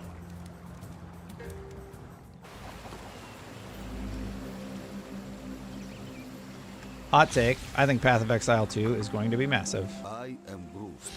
I hunt boar, hunt to feed my people. You are not a friend to us. You need to run faster than boar. Okay. Sure. What does he have for sale? A bunch of stuff I don't need. Did I get anything I want to sell? I think the build is supposed to be a scepter. The one that I'm trying to work on. Let's go talk to all the new characters. Look in your eye. I recognize it. A survivor, just like Einar. You caught it, Jerry. That is my name, Exile, Einar. In my native tongue, it means lone fighter. That is what Einar was for many years. But it is dangerous now to fight alone. Too dangerous, even for the mighty Einar. We are in the final days of this world, Exile. That I am sure. We survivors must unite, prepare for the end, and delay its arrival as long as we can. For that, we will need supplies, weapons, shelter, food. The others here do not understand me the way you do. Meet me in the riverways, and Einar will explain what must be done. I guess I gotta kill a bunch of stuff. Whoa, what? You want to know Einar's past? That is Einar's business. No one else's. I like that he just like won't tell you. Beast.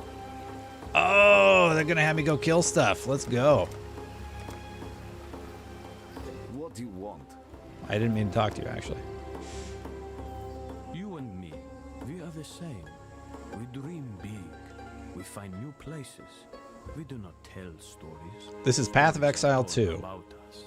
I learn the words, the ways of Oriya. You listen to me, and not pigheads like Grust. Then you will live to find more new places. I don't know where to put my camera in this game because they use Runs east and west of here. like all the West UI. it passes the bandit woman's camp, then turns south to the sea. But you say it is now blocked. I have seen a strange thing in the rock by that south pass, like one of Grust's carvings, but of stone. You should go look at it. What has been closed might be opened again. Sure. I am Yina. Keep the spirit. This is a new area I just got to. Are you a kind exile like Eremir? He is good to us, helps us. You will stay and help us too, yes? A beast hunts us in her dreams. Okay. A white beast, tortured and maddened by bad men, a long time gone. She will come here one night to tear, crush, and eat. Her pain tells her to. Find the white beast and end her pain before she shares it with us. Okay, go kill the white beast. What do you have for sale? Gems? No gems, but you have Grand Life Flask.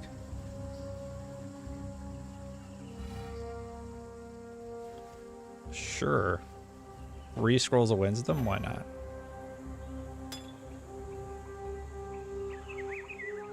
Greater mana.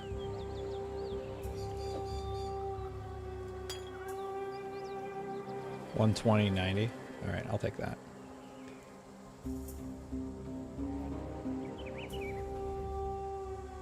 Then she's got some junk. Stay true to you. Who's Eremir? I have seen many an exile come and go, into the forest or into the ground. You seem different somehow. Different good, different bad, it's hard to tell at this stage. The name is Eremir, and for now you have the benefit of my doubt.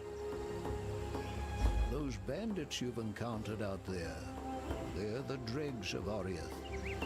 And with any foul broth, the nastiest chunks bubble to the surface. The lords of larceny, Oak, Creighton, Don't know which one I and want. Alira, the self-appointed monarchs of the forest. Creighton in the east, Alira in the west, Oak in the north. Oh. And this village, this tribe, It's really good. we pay their taxes. I would never venture to say that life in Rayclast is easy. But with those 3 gone, well, living here might just become possible. Fare you well. That scepter seems pretty good. Because I have a fire build and it's all like, this does better fire damage. Put these in stash for now. Did I move my bottles to... Yeah, let's just get rid of those.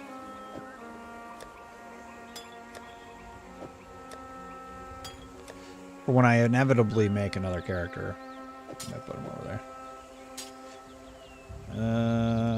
I mean, I can just sell this. Is there anything blue in here? If it's blue, just sell it. I'm tempted to use that, but rolling magma... Where's the one that Jeweler's Ore reforges the number of sockets on the item? Scepter. Let me bring up the build really quick. Boy. 1 second.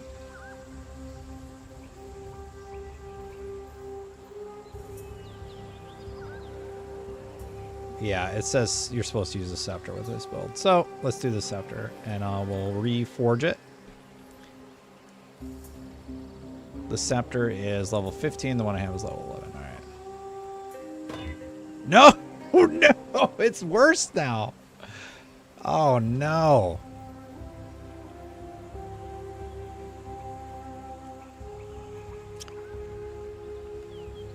I thought it would give me another socket, not take a socket away. Oh, man. What else do I got here?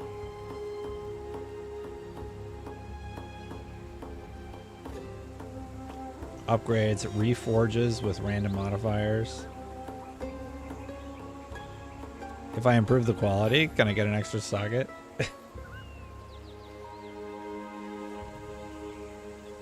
This is the one I meant to pick. I can't use the scepter now. It's worthless. I don't need this either. What is this doing? Reforges a rare item. Whatever. I'm just going to sell that.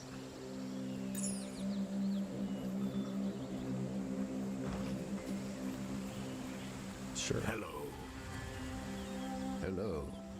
Who do I sell stuff to? Hello. Sell. Take that. Sure. I'm so dumb. I can't believe I did that.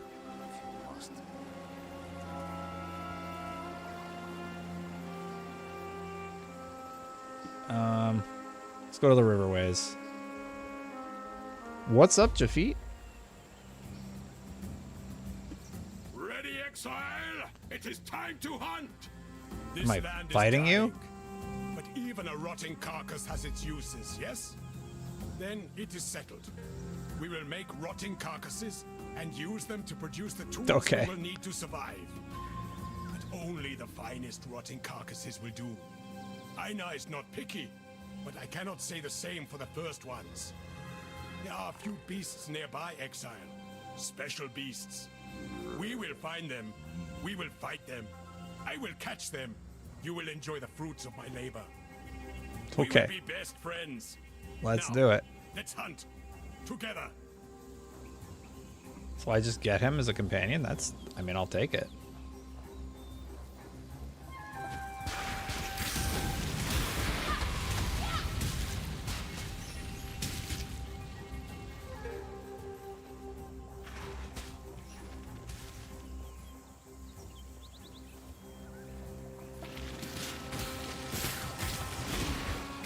Can I get over there? No. That's cheap. Oh, here's a big thing.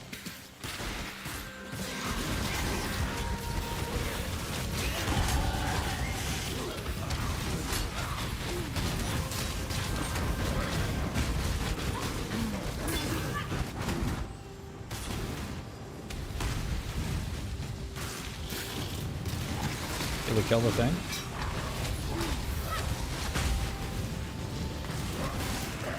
We will be best friends, Beast, until we slaughter you.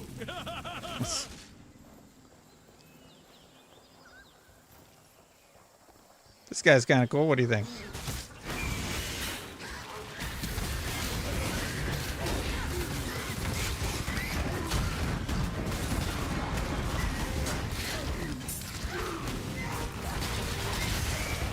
Gold Plague Mask. That's what I've been rocking this whole time.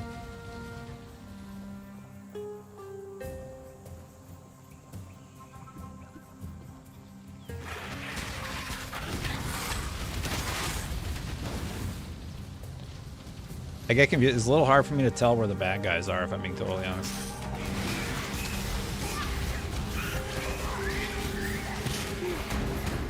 Whoops, wrong way.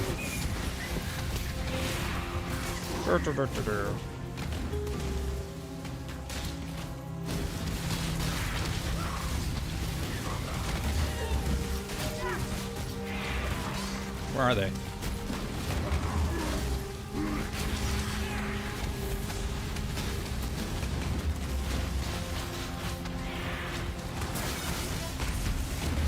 Sometimes there's so much going on the screen, I lose track of where my character is.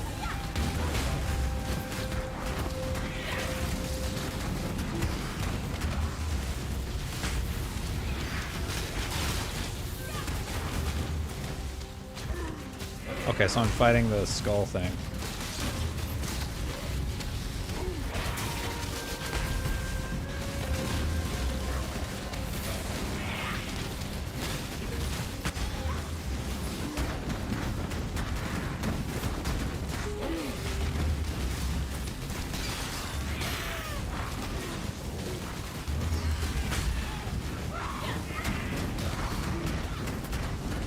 Like, where's the enemy?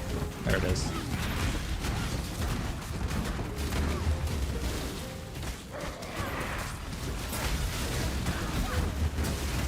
Should probably stop standing there like an idiot, huh?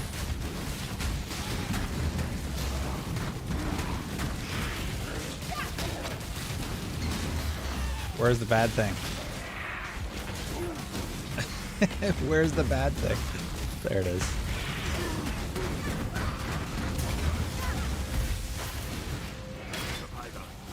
You are well prepared for the end. It's a fight.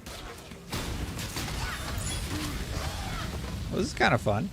Look at all the cool stuff we got.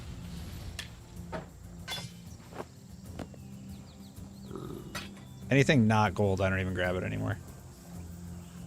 Find and weaken the beast so that Einhar can capture them. Alright. Just gotta get 2 more. $4.99. What's more likely? Microsoft acquires a Japanese publisher, or Bungie gets closed by Sony? Bungie will not get closed. That's just not a thing that's gonna happen.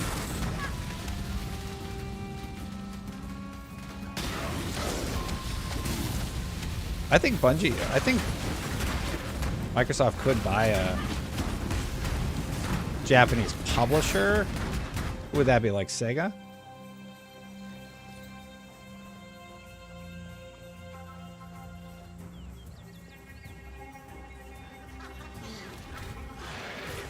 Oh, there's a big guy. Can't see anything.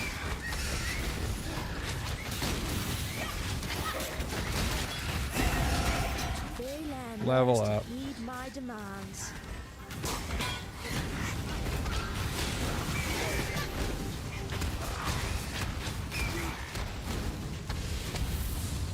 Should probably raise some more corpses. I like to get the scrolls and stuff. I should probably... Oh, I'm over encumbered.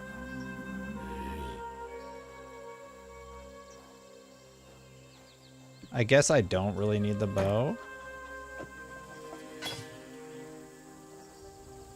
See, it's not gold. Alright. That's a good question. Yeah, I think it's more likely that Xbox would buy a publisher, I guess. What game is this? It looks class. It's not Diablo, it's Path of Exile. It's the original Path of Exile. Diablo has been having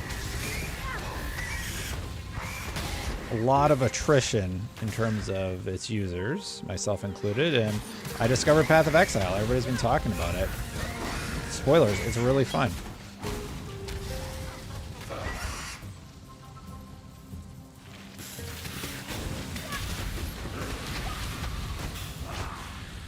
I can't find... There's supposedly 2 more beasts that I can weaken.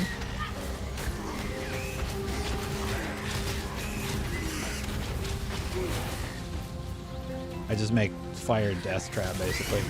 That's my build. Don't mind me just putting a fire totem in the middle of your camp. Oh, that's supposed to be a scary guy.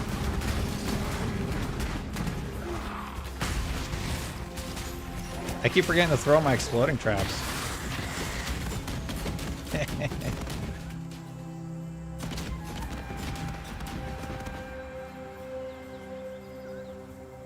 What's this? The Western Forest. Well, we didn't... Oh, there's one. Let's go get him.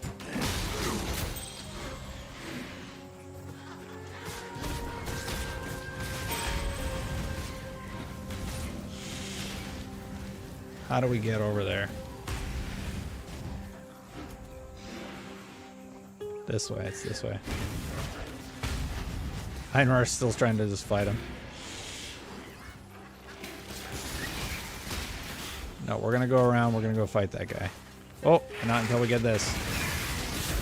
Oh, ouch! Ouchie.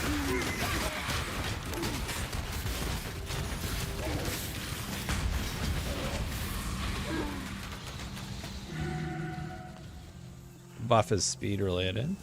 Oh, is that the one we're trying to kill? Yeah, let's do it. Ooh!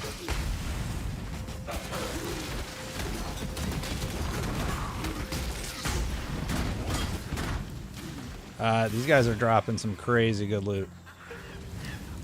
A razor sword. I want those gauntlets. Clatter.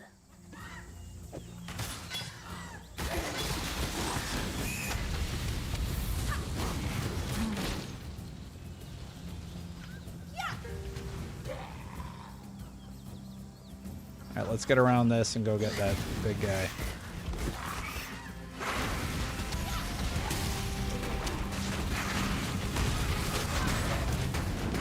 Where's the scary guy? There he is. To much clutter. What does this say for... It says dragon scale armor, like full body armor. So I think we'll get rid of the silken vest.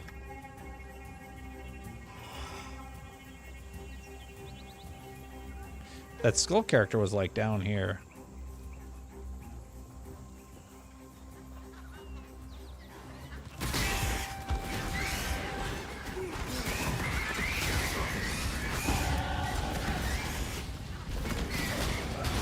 I'll just stand here.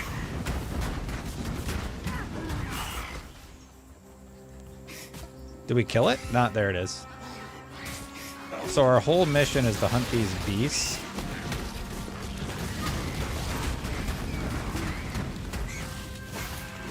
Do not worry, little beast.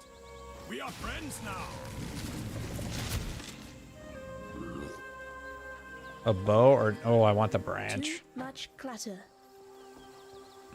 So where are we? Oh.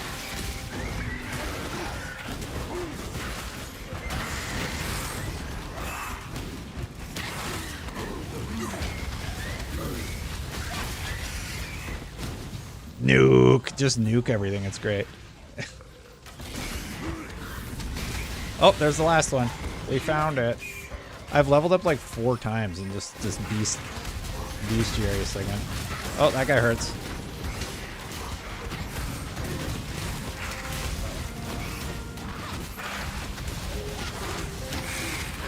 That was a great hunt, Exile. I now invite a mighty poem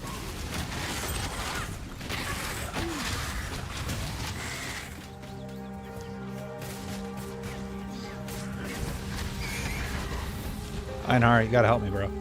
It will surprise you to learn that I am not popular. The others here That was are awesome. ignorant. They do not see the end coming. They are not survivors like me. Or you. Before we met, I kept beasts in the encampment. They got into the grain, then the meat. They were not as picky as Einar about where they did their business. I learned that rowers do not digest. Did I like rower hit meat level very 20? well. So I moved them to a new location, the menagerie, far away. It is a secret place. This is where we will perform the ritual for the first ones. I have built a blood altar for such a purpose. Do you wish to see it? How difficult is this game? If you have a build. You will be taken there. Fozzie, good to see you, by the way. Sure, let's do it. We gotta go back to camp because I got lots and lots and lots of loot. Wait. No, let's go. Why isn't Einhart coming?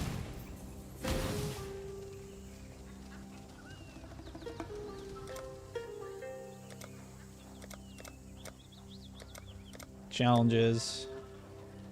Beginner basics. Equip a flask. Buy a magic or rare item. Use an orb of alchemy. I'm pretty sure I've done those things.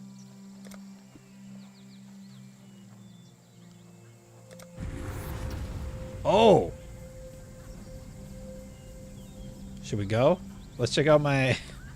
do my skill points first. So, I was working towards this.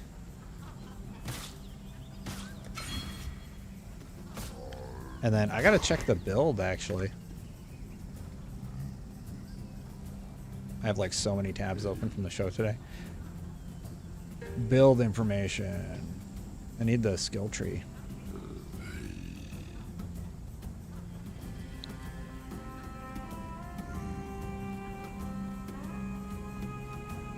Okay, so I got all that. And I was supposed to work my way up. It says go there, and then here, lightning walker, but I go around it. Okay. So it wants me to go up on the skill tree to up here, and then I kind of went over here. Like I could refund some of these because I was doing a different build. Yeah, that's fine.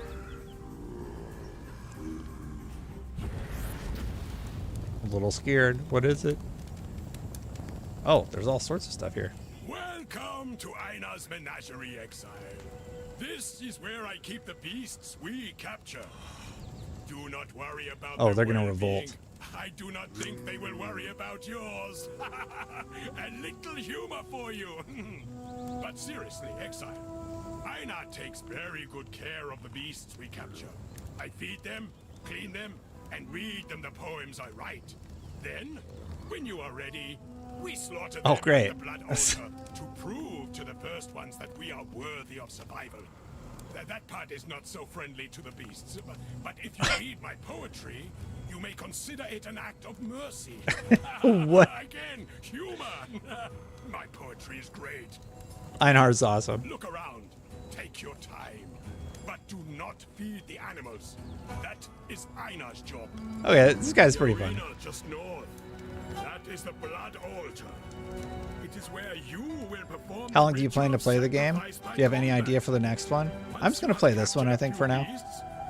It is Path of Exile, Ben. And begin the ritual. The first ones are watching. Show them you are worthy. Boom. I think that's a good stopping point, honestly. I got to figure out what I don't really need the iron staff.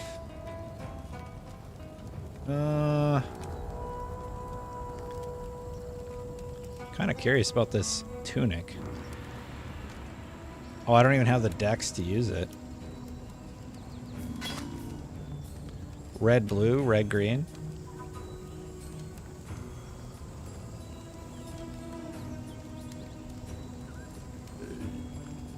Oh, I don't need Frostblink. Alright, I got a whole mess of a thing going on here. Let's go to the stash really quick. I'm gonna move this iron staff for a second. So let's take this. Whoops. I just killed all my zombies. I don't really need, I'm not using Frostblink.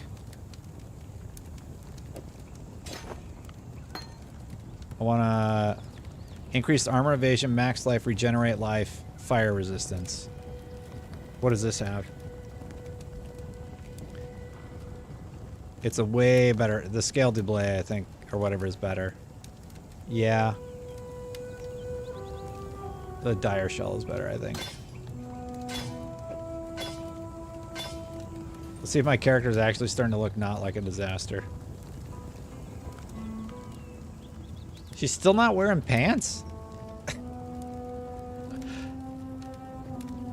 Oh yeah, we gotta do the goat hide boots, I think. What did I have on my boots? One explosive trap, and it even converts, huh? Alright, so I had max life. This is max evasion. It had an energy. That's the thing that stinks.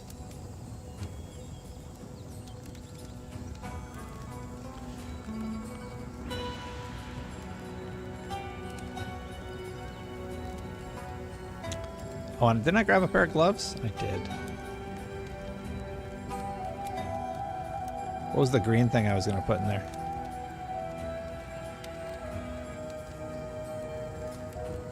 I need totem support on something. Character still looks like a disaster. I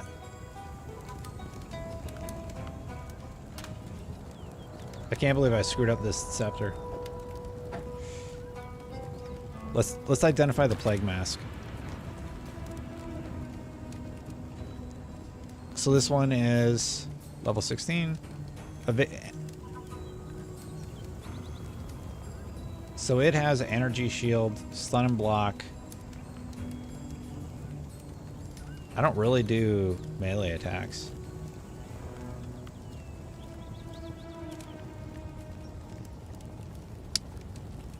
It's actually not that much better than the one I have. That's the problem. Like, it's a higher rating, but it's evasion and energy. This one has 26% increased energy shield, and it has no life path. I'm just going to sell it. Greeting. sell the mask, unfortunately. I guess we could check out the wand. I have a goat's horn. Increased spell damage is way higher, but fire damage is the goat's horn that I have. Yeah, another... Man, that sucks. It's like way worse than the one that I have. For what I'm trying to build.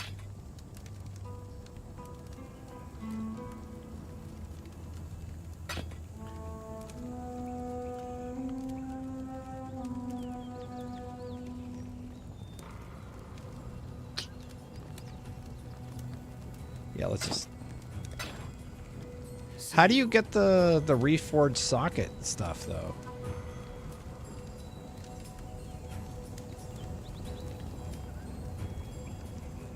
Yeah, good to see everybody today. I don't stream very often, so it was nice to see the turnout. I don't need the battered helmet, I don't think.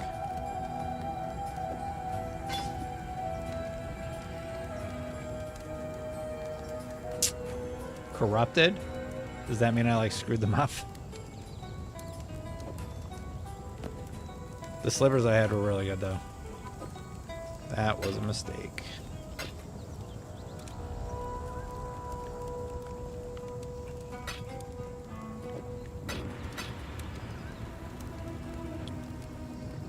Got this weird thing.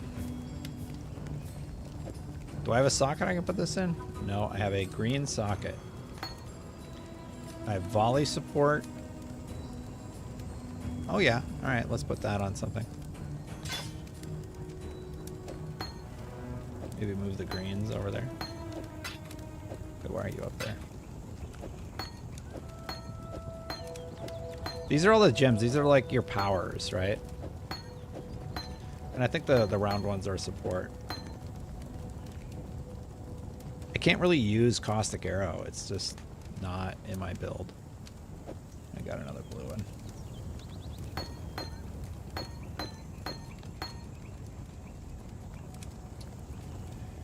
Orb Chance upgrades. I don't really know what I'm supposed to be doing with those. What's an Orb of Transmutation?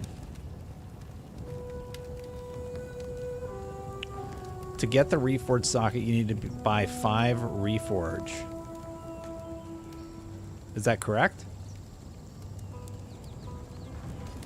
I think my character looks cool, but like, I wish... Why can she not wear pants? I want her to wear pants. Uh-oh.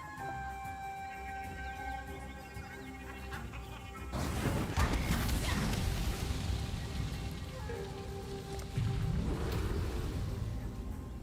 was doing stuff in the menagerie. Alright. I gotta get some other stuff done. I gotta make sure y'all have content for the next week. But thank you so much if you ended up watching. We got to play a little bit of video games. That was fun. I went from level 17 to 21. That was pretty nuts. Thanks, everybody. That was fun. I'm gonna get out of here. Hit that subscribe button. Hit that bell if you haven't yet. Thank you to everybody who became a member. If you want to become a member, you can click that join button. Foz, you've been a member for a long time. Thanks for showing up today. It's good to see you. I'm gonna get out of here. Bye for now, everybody.